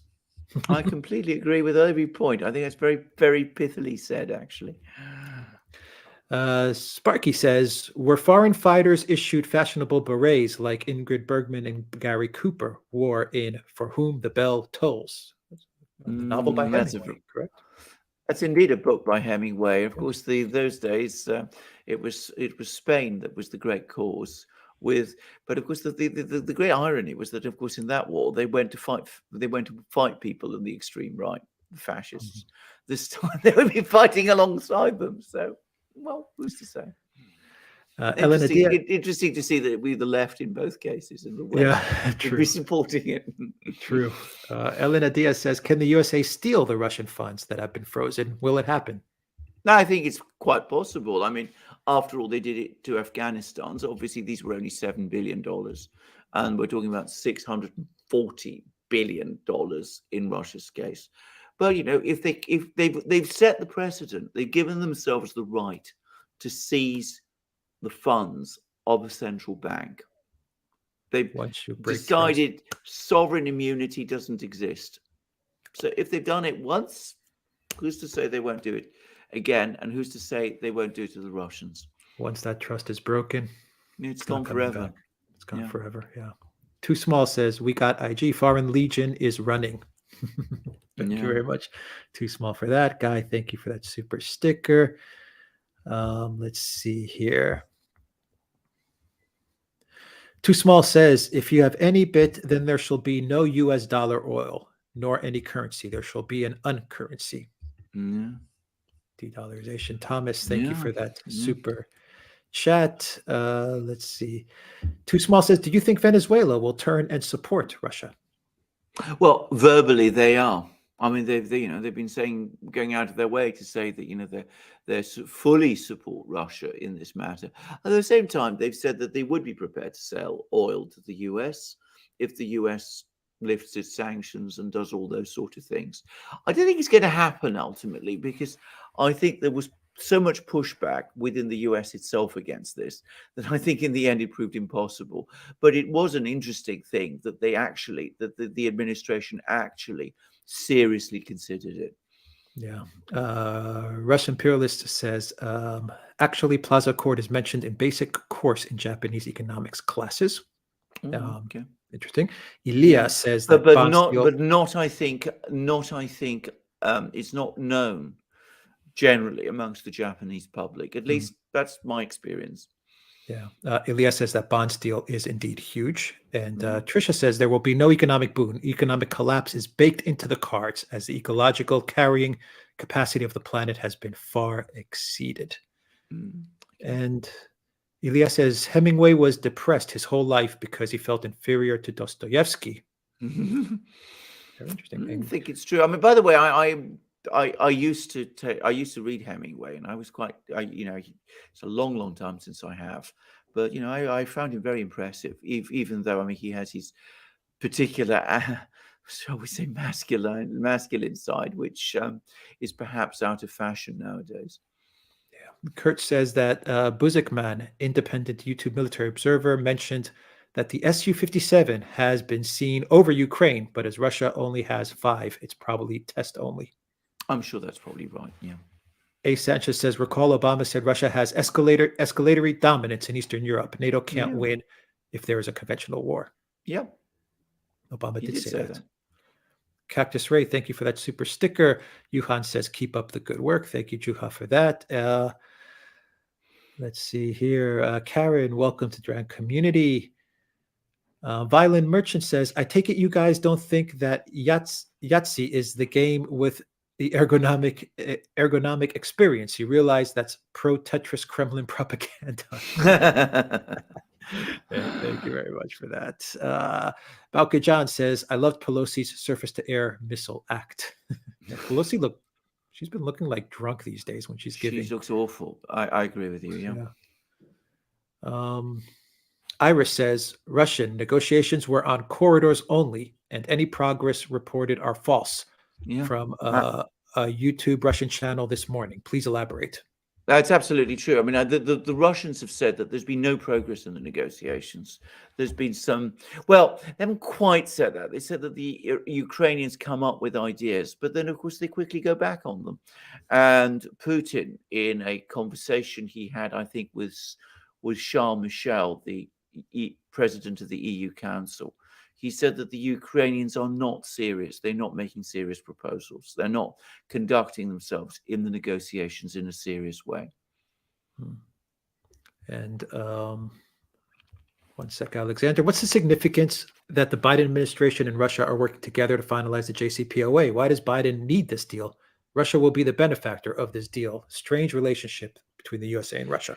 It is a strange relationship that they still cooperate on something like the JCPOA. In terms of Russia, the reason they cooperate with the JCPOA is because they want to forge very close links with Iran, and the Iranian nuclear program and the sanctions get in their way to some extent. And by the way, the Iranian foreign minister was in Moscow, and they had a very, very productive and friendly meeting with Lavrov there. Why does the US want the JCPOA? Well, for a multiplicity of different reasons. I think at some level, they don't want Iran to go all the way and develop nuclear weapons. But at the moment, briefly and straightforwardly, they need its oil. Yeah, exactly. Let's see here. Hunger the Dye Merchant says, the real war crime in Crimea was the fact that hotels, restaurants, and food prices tripled after the annexation due to Russian demand. Yeah, absolutely. And I gather they've had double-digit growth in their economy. But I mean, there were inflationary pressures in Crimea. I think that's all subsided now. Yeah. By the way, Putin's made a point, that up to now, Russian banks have been very reticent about opening branches in Crimea. The only one that did was Bank Rossiya, which was already a sanctioned bank. Now, Putin said, well, no, now the problem doesn't exist. You can all go ahead and open your branches there because you've all been sanctioned. Exactly. Jair Later, thank you for that super chat. And Srihari says, U.S. Congress government documents which talk about the Yahtzee problem in Ukraine. Yeah. Yes. Yeah. A lot of documentation about that problem. Let's see. Tim says, the question is, are the neocons willing to lose again without acting insanely? I'm afraid you've identified a very serious point. I hope that even if they are not prepared to lose again, there are forces of restraint and sanity that will stop them. I agree. Mikasa Ackerman says, do you think that the West will at some point, for example, after the hot war ends, come around and roll back the biggest sanctions, or will it be Iron Curtain 2.0 in a complete breakup with Russia indefinitely? I think it's going to be Iron Curtain 2.0, though it's going to be, of course, different from that because we're not going back to that world, that world that existed until the mid-1980s. That's the Russians' choice. That's the Russians' choice, exactly. I think going back to what Alex was saying earlier in the program, they're never going to go back. Yeah. Never, ever going to go back. I think Putin in his speech made it clear that the Russians now I think you've said it. It's let me get your quote right. You said the Europeans and the Americans think they're isolating Russia, but it's actually Russia that's isolating them. Them. I agree. Yes. Is that correct? Yes. In a word, yes. Mm-hmm. Yeah. Let's see. Serge says, I strongly suggest you to have Javier Moreau from Stratopol, YT channel, as a guest. He lives in Russia and shares your point of view, former French military, and could have very valuable input to your perspective. I've met Javier. I have met Javier, and we got on extremely well. And can I just say, now there's another military man who could give us a lot of advice because he was in the ex-military, and of course, I think he was quite close to Sarkozy as well. So I mean, he's got political experience too. So he's got business, he's got Great to have him on. military, and he's got political experience. Very much somebody we should try to get in touch with. Yeah, absolutely. We'll try to get in touch with him. Yeah. Marcelo says the EU announced possible trade barriers against China if discovered to be helping Russia.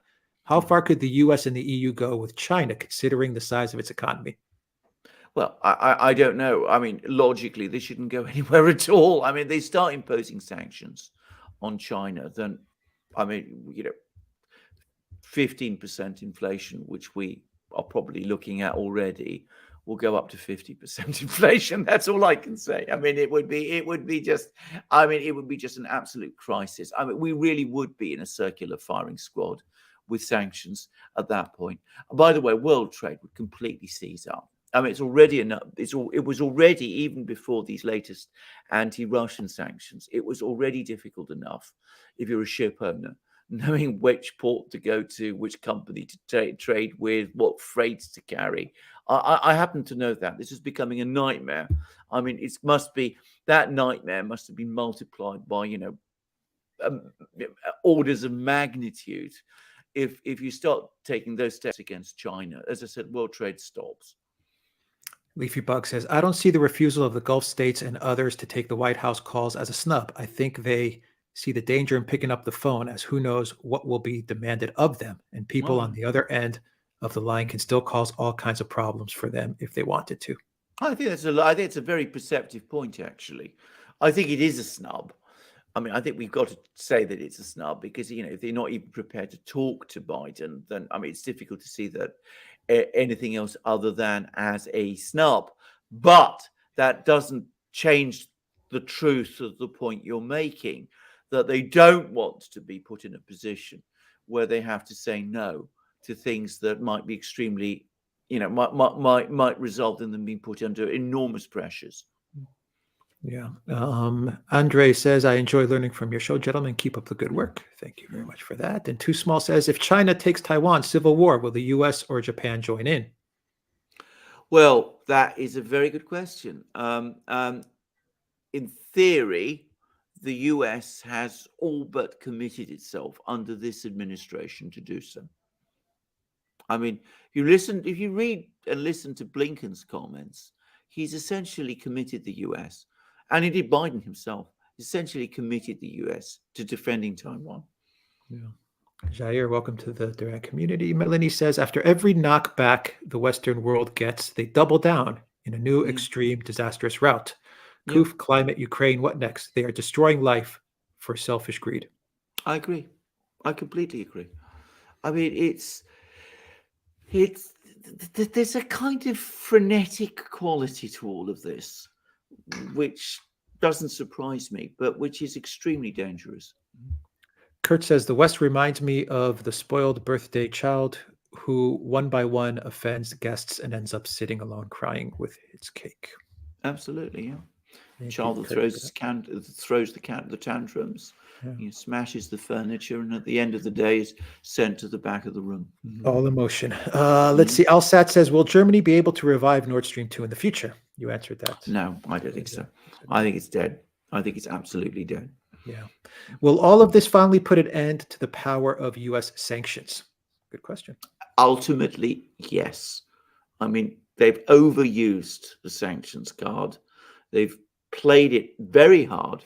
If what Nabulina, the central bank chair, the Russian central bank chair, says is true, and she's a very serious person, by the way. I don't believe that she would say things which were not true. If it's absolutely clear that the Russian economy will be back at 4% inflation by 2024, and that growth will return in 2023, then who's going to be afraid of sanctions anymore? And we're going to have an economic system that is going to be independent of that of the US. Yeah. Monkfish says, did you see Pelosi supposedly read a poem by Bono trying to effectively skewer Russia? She read it with such glee. She is just weirdly childish. It's scary to watch. I guess she is at the age where the reverse is happening. Yeah, that was a weird video. Very weird. Bono compared Zelensky, Alexander, to St. Patrick. And by the way, happy St. Patrick's Day to everyone. Happy St. Patrick's Day. But yeah, he compared Zelensky to St. Patrick driving out the snakes in the poem. Weird. It's just weird stuff. It is weird stuff, yeah. I'm interested in what Alexander and Gonzalo think about climate change and overshoot.